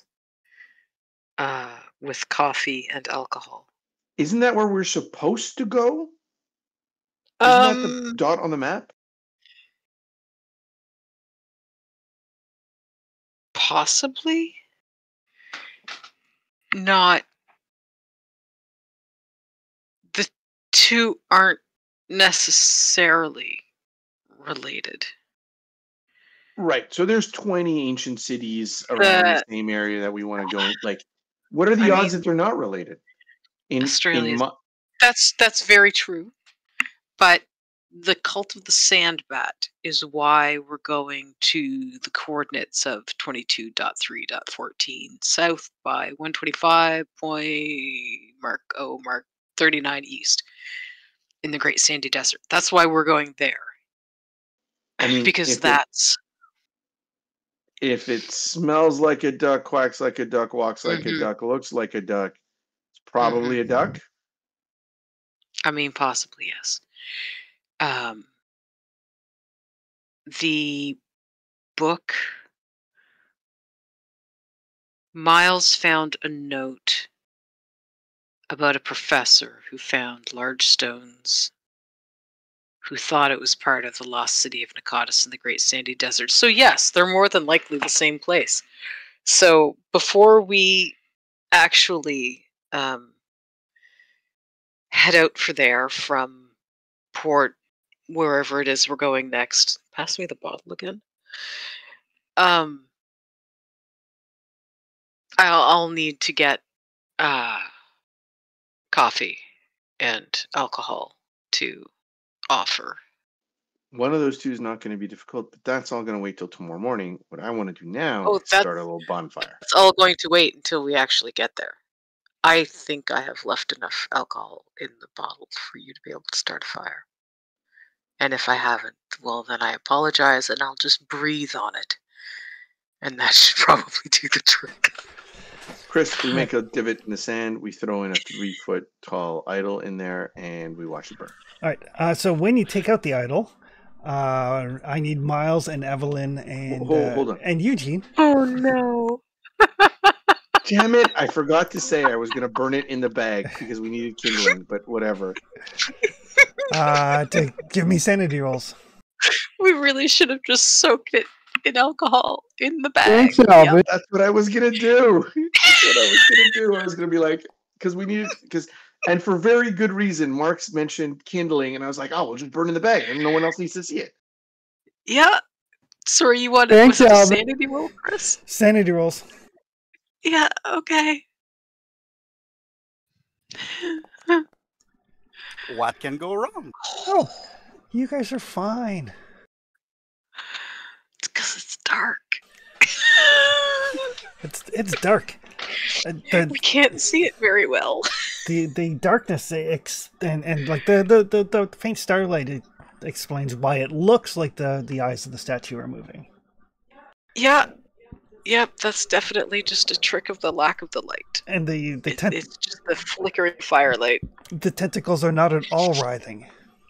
No. And it does not squeal when it's lit on fire at all. Absolutely not. That's just damp wood escaping. Air. Yeah, totally. I didn't say that. No, but we are definitely making shit worse. So as you coat this the statue in alcohol and light it on fire, there is it does burn easily. It's like dried wood. It burns very easily. The fact that it's so dry does not explain the briny smell that hits your nostrils.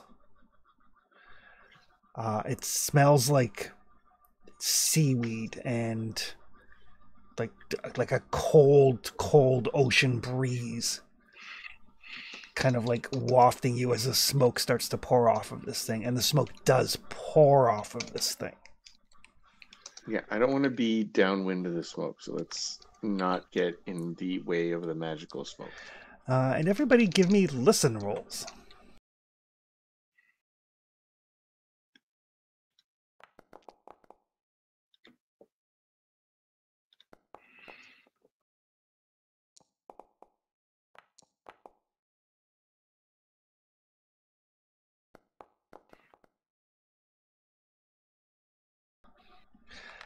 Miles and Gary, you can hear like there's the gentle lapping of the water on the beach, and then you can start to hear like a blurp,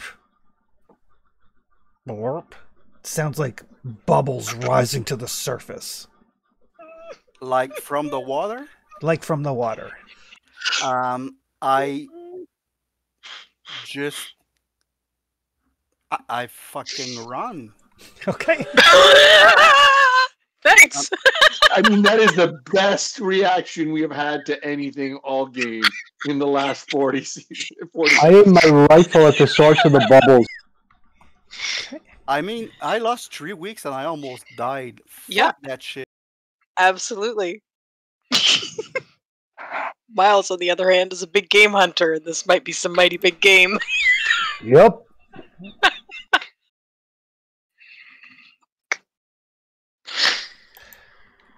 I take another swig from the bottle. And then pass it to I Alf. just say, we might be having company. Is it Toddy? Unless Toddy fell into the water and is struggling to get to the surface. Oh, I hope not. He was kind of nice. So Gary takes off running. Miles points his rifle at the water. Miles is obviously looking at the water. Miles, you see this humanoid-ish creature basically start to like rise up out of the water. Like it there's like a little kind of like a wake that comes towards the shore very quickly. Like, you know, if you're watching a shark movie and there's always that wake as the dorsal fin kind of cuts through the water. Yep. Basically comes screaming in towards the shore and launches itself out of the water. And it is this amphibious fishman-like creature. I'll post a picture there to the Foundry. And I'm going to It's a Sahuagin from D&D. basically. But I am going to need a sanity roll. From who? From anybody that's watching the water. I imagine Evelyn and Alvin were paying attention to each other because they've been passing a bottle and a cigarette back and forth. Yep. Until Miles turned around and said, "Is there something coming?" Yeah, Evelyn was You're kind of welcome. hopeful it was Toddy, so I don't think she's turned around yet. I mean, she might when she hears the screeching sound. Alright. Give me 1 second. I think screaming out of the water was the expression of speed, not in a sound thing. We're not going to use a battle map. We're just going to throw some tokens down here.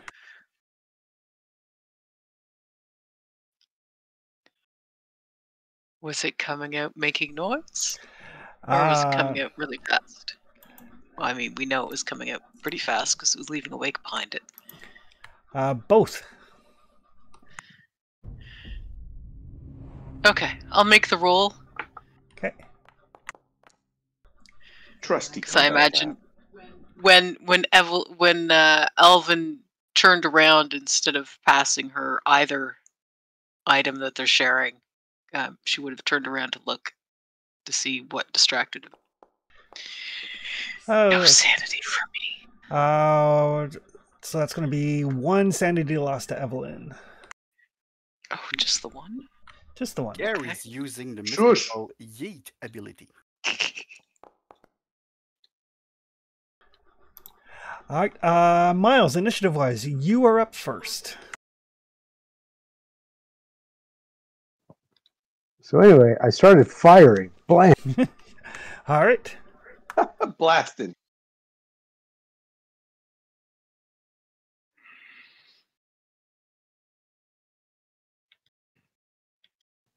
Sorry, I have to select a target first, don't I? Yep, just mouse over one of them and hit T. Oh, so there's 3. Okay. There's 3. Oh shit. Sorry, is it right click? Just hit T on your keyboard, should target.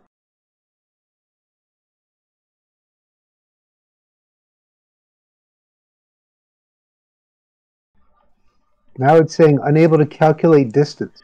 Yeah, don't worry about that. It's because I don't have a grid on the map. Just click where it says roll firearms, and you should be good. Sorry, click where? In the Foundry chat where it says roll firearms.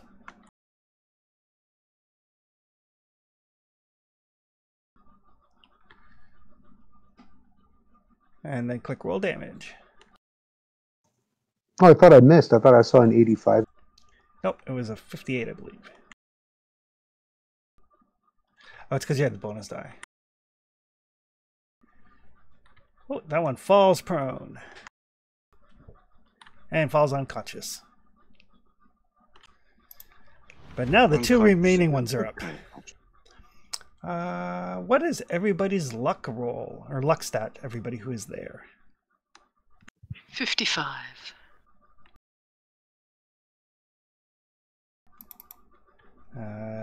Eugene has a 32. 17. 17. Alright, so one's going to go for Miles and one's going to go for Eugene. These things like pour out of the water, and you can see that there are more fins in the water.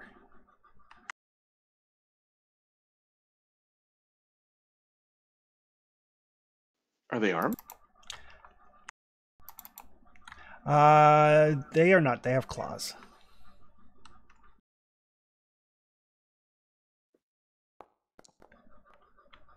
Oh, that's going to miss. And against Eugene.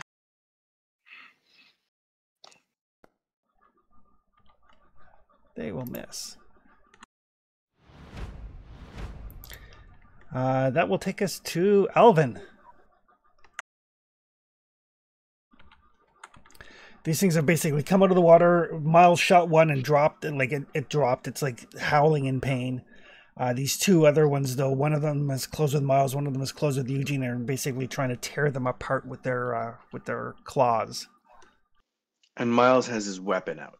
Miles does have his elephant gun out. And Eugene has no weapon, and Evelyn is standing next to him. Correct. Well, Miles, I believe that you can get a shot off before anything. Miles will go again before they go.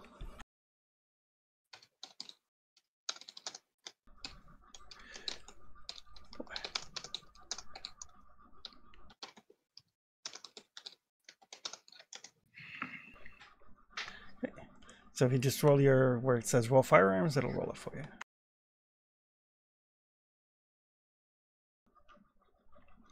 Oh, extreme success. Again? It helps that he's next to me, right?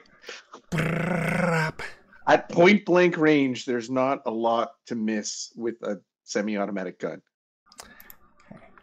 I'm just going to ask, that carbine gun is a single shot, right? It's not like a machine gun? Correct. It's like a rifle. Okay. Right. I did only take a single shot, though. Yeah. That will take us to Eugene. 12 damage and drop him? I did. Oh, thank God.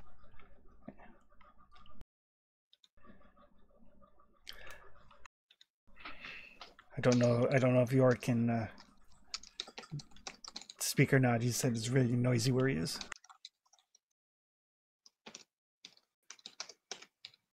Chris. Yep. I know that things jumped out of the water. Yep. I have a really good spot hidden roll. Is the idol like being destroyed? Or is it just being angry? No, it is definitely burning. Okay. Good.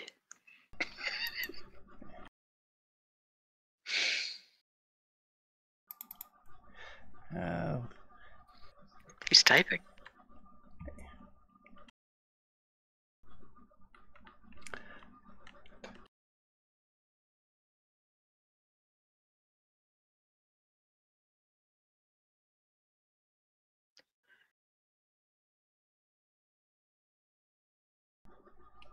I imagine Evelyn's kind of cowering a bit with her hands over her ears at all the noise.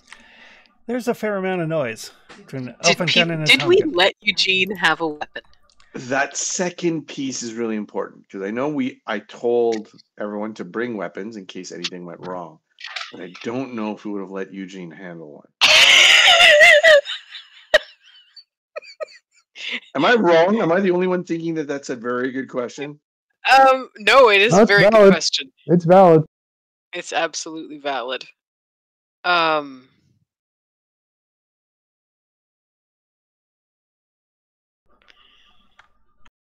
Fuck. I think Evelyn would have been in favor of it. Okay, hold on. A better question is, what would Gary, not to put emphasis on anyone's vote more important than another one, but what's Gary's opinion if Eugene had left armed? Gary would have not come. There you go. I think that we Eugene would have does been. not have a weapon on him. I think we all would have been very sensitive to how Gary was feeling about that situation. Right? Yes, yes. So Uh, Eugene just- will ask Miles for a gun. If Miles gives him one, that'll be Eugene's action to get it. But when it comes around to Miles, we'll see if he says yes or no. That will take us to Evelyn. Evelyn is cowering because she does not. I'm just checking. She owns a 38 or carbine. But that does not strike me as. What kind of a gun is it? That's like a long gun. There's no way she'd have been able to it's carry a pistol. that. 38 is a pistol. No, it's not a 38. It's a 30 lever carbine. That's a rifle. Yeah. She would not have been able to hide that. She's not nearly big enough. That would not fit under her coat comfortably. You don't want to try to suck their souls. Oh. I mean, you could do the classic movie thing and reach into Miles's waistband and pull out his revolver. I don't think I should be reaching into Miles's pants. That seems a bit personal. On the other hand, soul sucking, reaching into their souls. On the other hand, I haven't managed to cast that successfully yet, and I know that I'm going to need the magical power at some point. So yeah, that actually sounds like a really good idea to her. All right. Are you going to target the unconscious one or the one that's trying to eat Miles's face? I think it would. Oh, it's pretty distracted.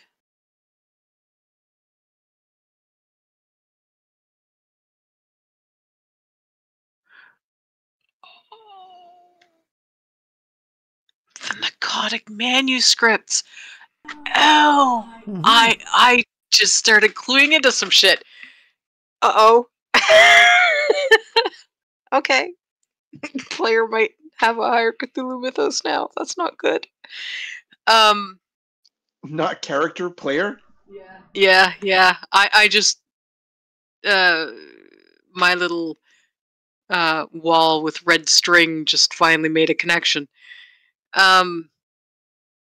Yeah, I'll try targeting the one attacking Miles. Because my magic in combat situations is never bad. Nothing ever goes disastrously wrong. Way to traumatize your wife, Chris. Yeah. Oh, that's okay. That started years before I met him. So you start casting it this round, and it goes off next round. Yep. Right. Yep, it does. Is it on her initiative next round? Yep. That will take us 2 miles. All right, I'm gonna target the one that's trying to claw my face off. Or do I need to spend a round reloading? I think the elephant gun holds 2 shots.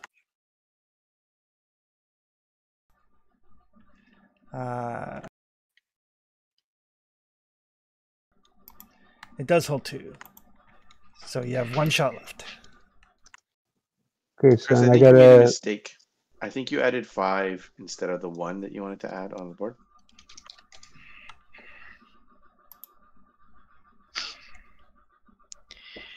No, he said there were more fins in the water. Yep. Sorry, and I got to target another one then? Yep, target the one that you want to shoot, and And I'm sorry, I forget that's with with T or... Yep. T for target. And the one right in front of me is trying to claw my face off? It is trying to eat your face.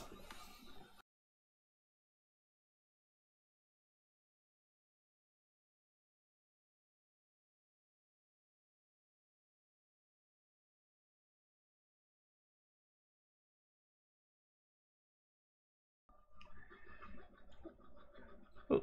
Okay, you can roll your damage.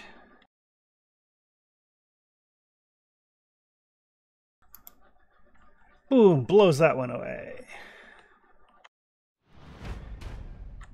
Did my target just vaporize? It did, but you can switch target. Like, you're casting the spell when it actually goes off is when you like engage in the power contest with the thing. Okay, excellent. Right. More of these things come out of the water.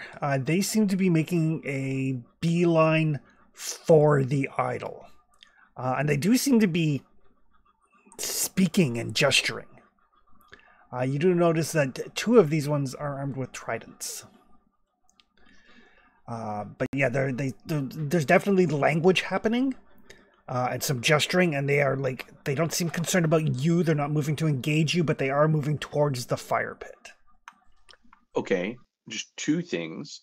Those tridents, do they look like ceremonial or 100% throwable? Oh, very throwable. Which ones? Can I assume that it's 2 and 3 that have the tridents? Sure.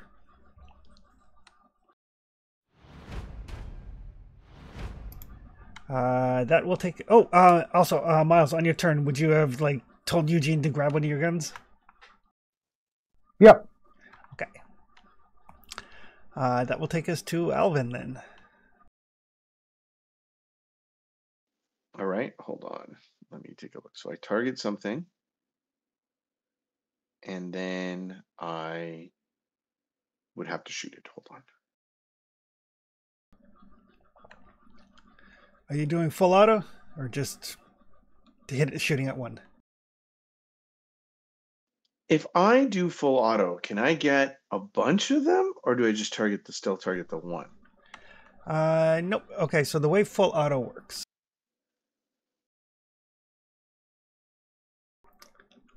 So you declare the number of rounds that you want to fire, which may be any number up to the capacity of the gun before rolling the dice.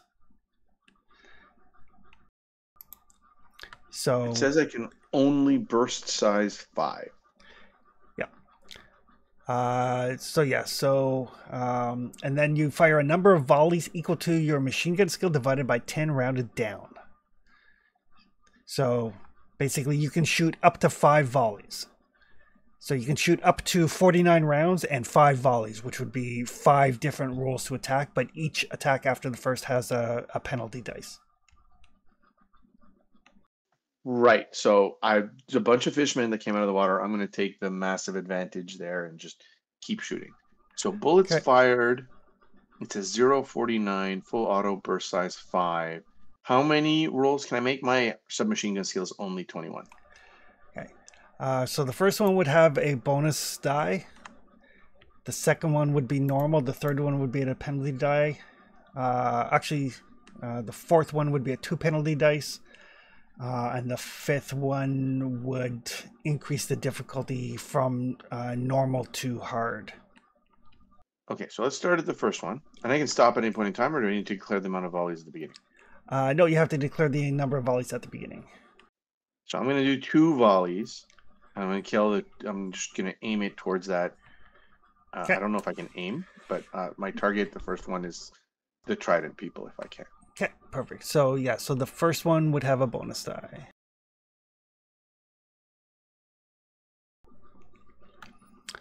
So that is a hit.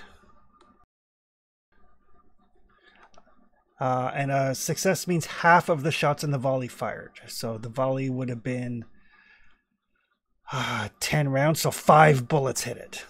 It is going to take a lot of damage. That's why automatic fire is really bad. It says I did only 10. Yep.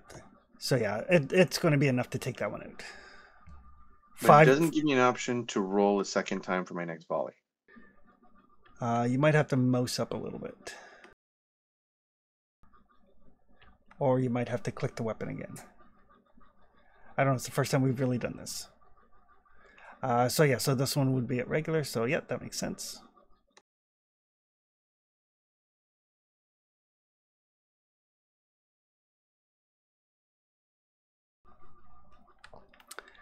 Right.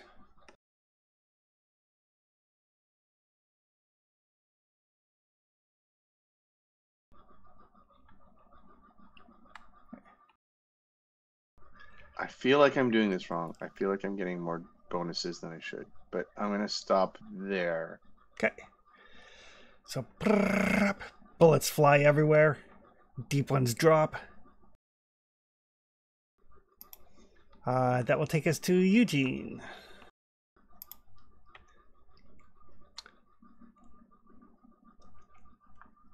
Eugene does have a gun now.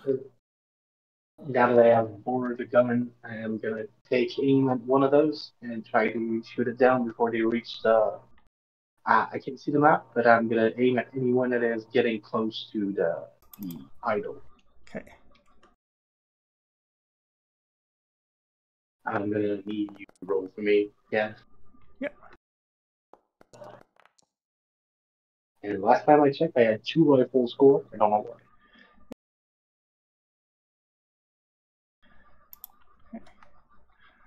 So yeah, so you grab the rifle off of Miles, like cock it, fire. Another one like falls unconscious back into the water.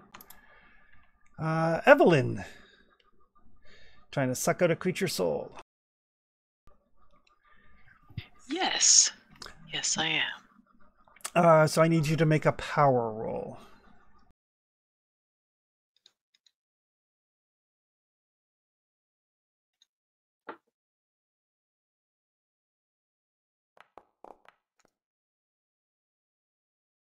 Oof, that was way bad. I would have to spend every single luck I have. Or push it. See,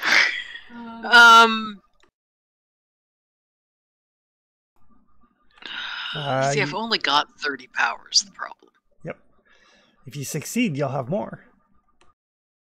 Mm-hmm. What's the downside of pushing? We get to ask that, right?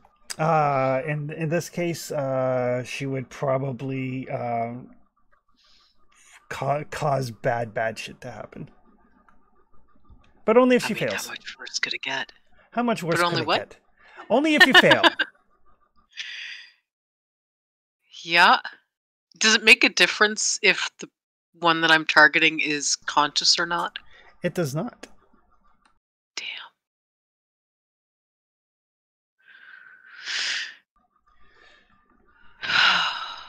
Shit. You're spending 4 magic points and a d6 sanity anyway. So Yeah, I'll push it. Evelyn's been drinking a lot in the last half hour or so. Yeah. And yeah. you lost 6 sanity in the process. And Good I old lost liquid 6 sanity in courage. the process. Liquid courage is a terrible thing. That does take me to my daily 7. Oh. Yeah. Australian booze tells Evelyn she can fight. Right. Don't drink and cast. This Australian hooch says I can cast magic. Yeah. All right. So go ahead and push your roll there. Oh dear. Dear, oh dear. I have to Are you find- implying that she goes crazy and she gets the spell off? Uh-huh. It's not implied, it's a fact. Right. So Evelyn starts to channel energies into this creature. You guys all see Evelyn's eyes start to glow this like eldritchy green color. as she reaches out, pushing past the brink of sanity.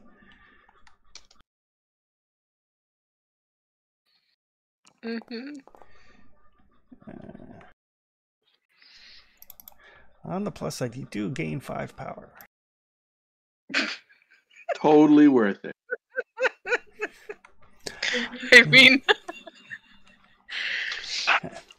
But yes, you reach out, and Evelyn, your mind is assailed by colors, by this deep yellow color, this very vibrant yellow color. You can't see anything else, but you do know that power that you got, that didn't come from the deep one. That came from someplace else. King in oh yellow? dear. Oh dear. Oh, that's not good. And with that realization, Evelyn's mind snaps until she gets some psychiatric care. Yes, it does. But In a while, eh?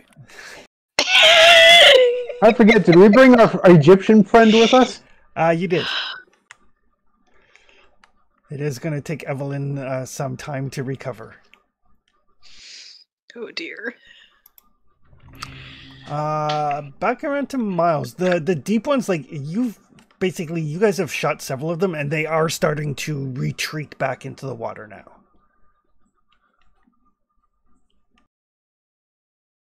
Did they get their hands on the idol? They did not. Like they just don't care. We But have then, made enemies for life. Like something scarier just blinked over them. like something scarier just went. But they do. They are dragging. They're unconscious. They leave the dead, but they're dragging the unconscious ones back. There's 2 unconscious and 2 not wounded ones that are dragging back. I'm inclined to not push this further right now. I say that loudly to the others. Okay. I imagine Evelyn has already kind of hit the beach. I mean, she might just be casting spells at this point. Like, I don't know if she's in control of what she's doing, so. She is Are not. her eyes I don't black? either. Actually, I have no idea. They were Eldritch Green a minute ago. They were Eldritchy green. I don't know what they are now. Evelyn is not in control. Oh. What does Evelyn have for spells available to her? Too many. Not to make anyone nervous or anything. Most of them are not. Oh no, most of them are summoning things. Never mind. Most of them are summoning things. Either contacting or summoning. Yeah, there's a lot of. Let's see. Summoning things isn't dangerous. Don't have a beast 16. to sacrifice. I've got 16. No, that's the thing. Like most of the stuff I know, requires some kind of a sacrifice that Evelyn's just not willing to make yet. You do have a dagger made of pure metal. Yes, that would be back in the hotel though. And isn't there unconscious people that you can sacrifice here? No, they dragged their unconscious back. Yeah. They left the dead. And Gary took off running, so he's still quite conscious. All right. And none of you guys dropped.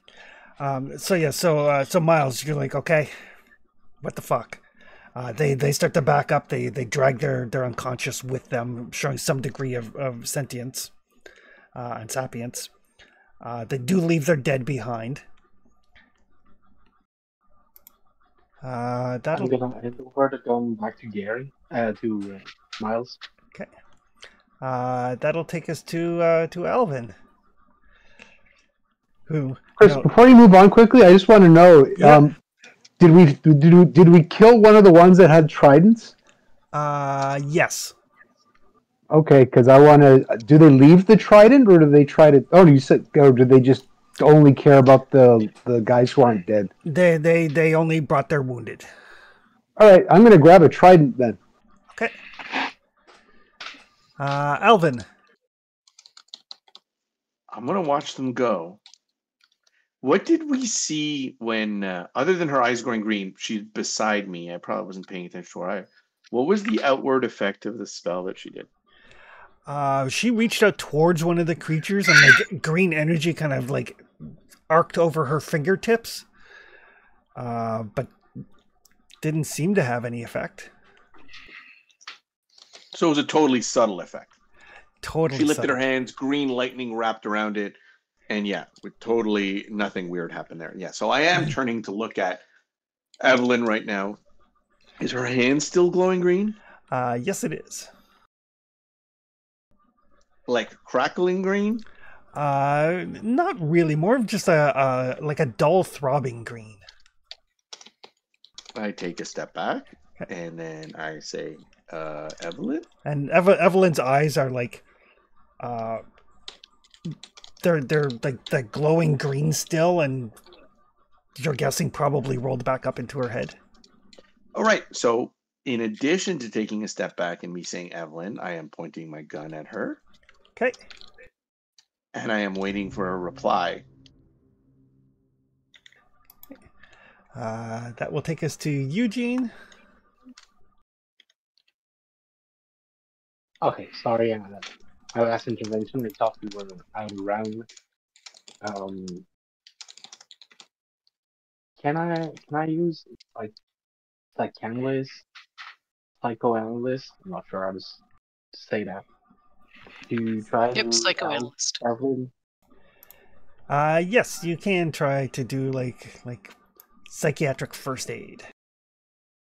Yeah, try to help her get back to reality. There's Back to gravity. reality. We were all thinking it. We were. Thank you. The anti spell has been spoken.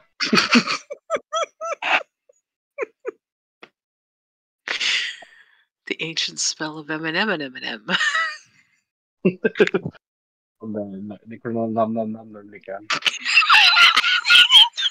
Do not eat the Necronomicon. Oh, it's probably the cooking book from the Dark Realm. Oh God!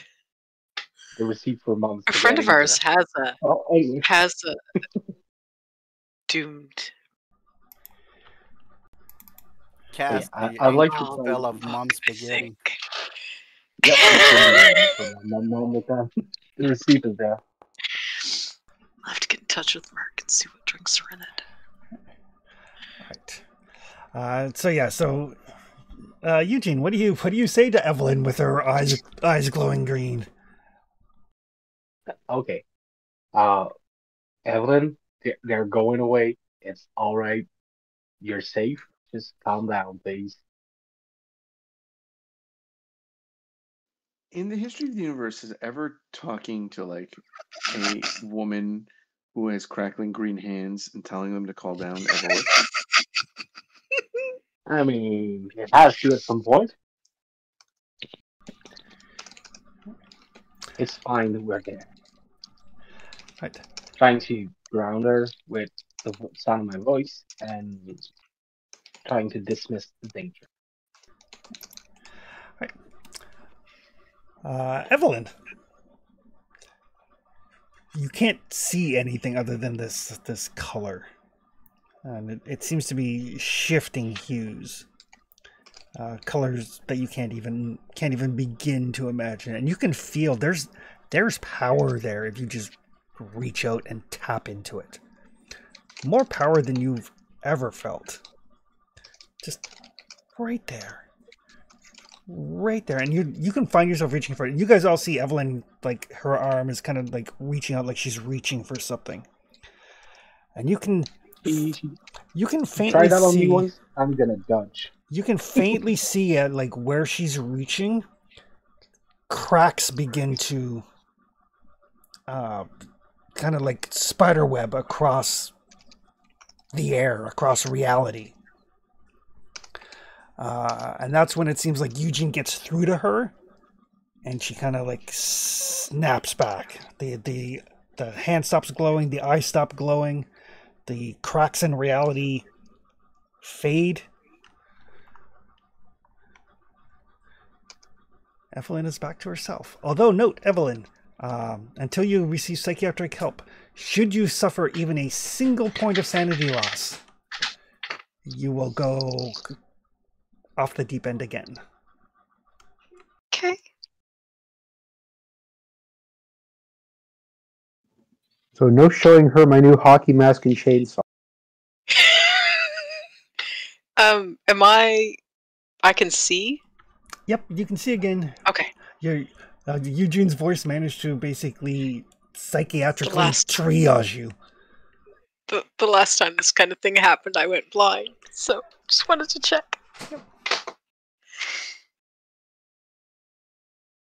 Now you're stuck seeing Evelyn. stupid reality colors again. Everything. Real colors. Evelyn will slowly draw her hand back and take a step back, and then another staggering kind of step back. At what point does she realize that Alvin has his Tommy gun pointed at her? She probably doesn't. I was just staring into something incredibly bright, so she might not be blind, but I doubt that reality is really registering for her yet. Gary, Eugene is going to offer her an hand to stabilize after he ducked out of the way of her outreach that shatters reality.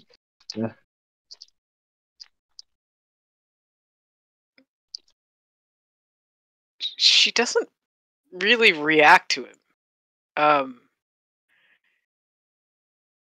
She's kind of staring toward the water. Does she still look insane? Nothing is glowing now, right? The eyes aren't Insane, but glowing, not the hands glowing. aren't glowing. Correct. Okay. So whatever energy was around her seems to have dissipated. But she doesn't seem to be really paying attention to you yet. She's just kind of staggering back away from where the light show was starting to rend reality.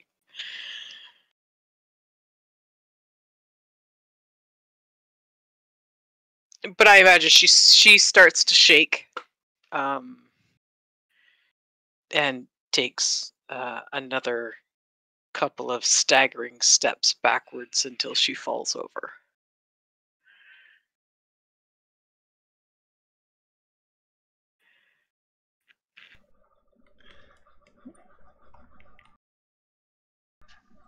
Chris? Yep. I very deliberately, while she's on the floor, put my Tommy gun away and pull my revolver out. I don't cock it or anything, but I have it in my hand. Perfect. All right. So as Evelyn collapses, probably hears a voice in her head that says, like, soon. Which voice? Because there's been a few now. Yep. Not a voice you recognize. Oh, okay. But That's disturbing. we will call it there, I think. Is it me, or do we always tend to call it when people go crazy? It's a convenient we do. cliffhanger. Chris really loves his cliffhangers. He's not big into denouements where people get to roleplay stuff. I've given him hell for it before. No, that's fine. That's fine. Yeah, We'll spend a week with a gun pointed at Evelyn. Yeah, that's fine. Yeah.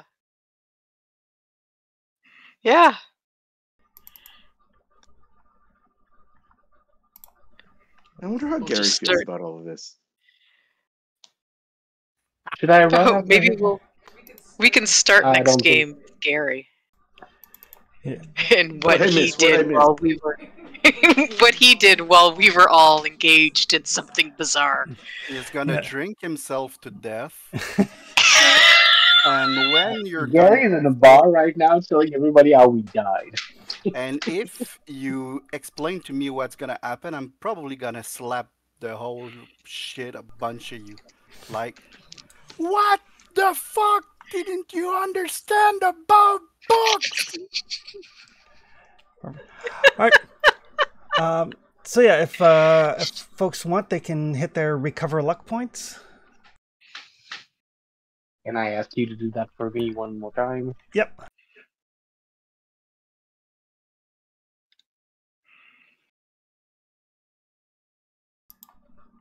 Oh, Eugene got 10 points of luck. Holy.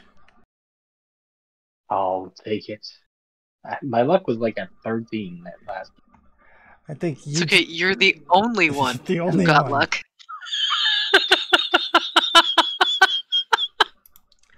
That seems fitting is to somehow. compensate.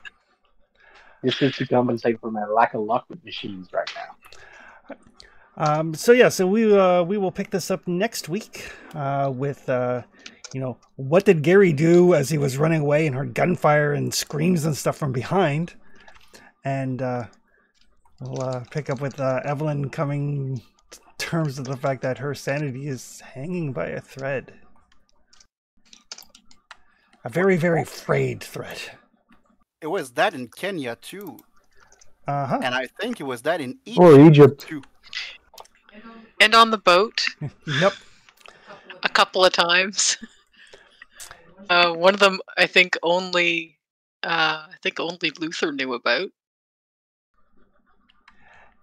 Yeah, I think so. Yeah, the one where she ended up in the bathtub. Yep. I don't think the doctor ever found out about that one. I think that was just a conversation she and Luther had. But yes, we'll pick up there. Just because. Good, because my battery's on. I've only got like Good night, 22 minutes left. Have a good night. It gives me a week to figure out which particular voice Evelyn heard. Yeah, that would be good. Because It's gotta that'll be the King Yellow. I mean, I would, as a player, I would imagine. But Evelyn so far has heard 3 different ones. I think The so. thing is, And then the trick with one that Evelyn is was. that she sold her soul to like 4 different things, so nobody can Make it something agree on fishy. whose soul is it. So the She's church very friendly, likes counterbalance to each talk other. to people. She's basically Counterbalance Abaddon the it. Despoiler. And then there was the one that pretended to be her brother.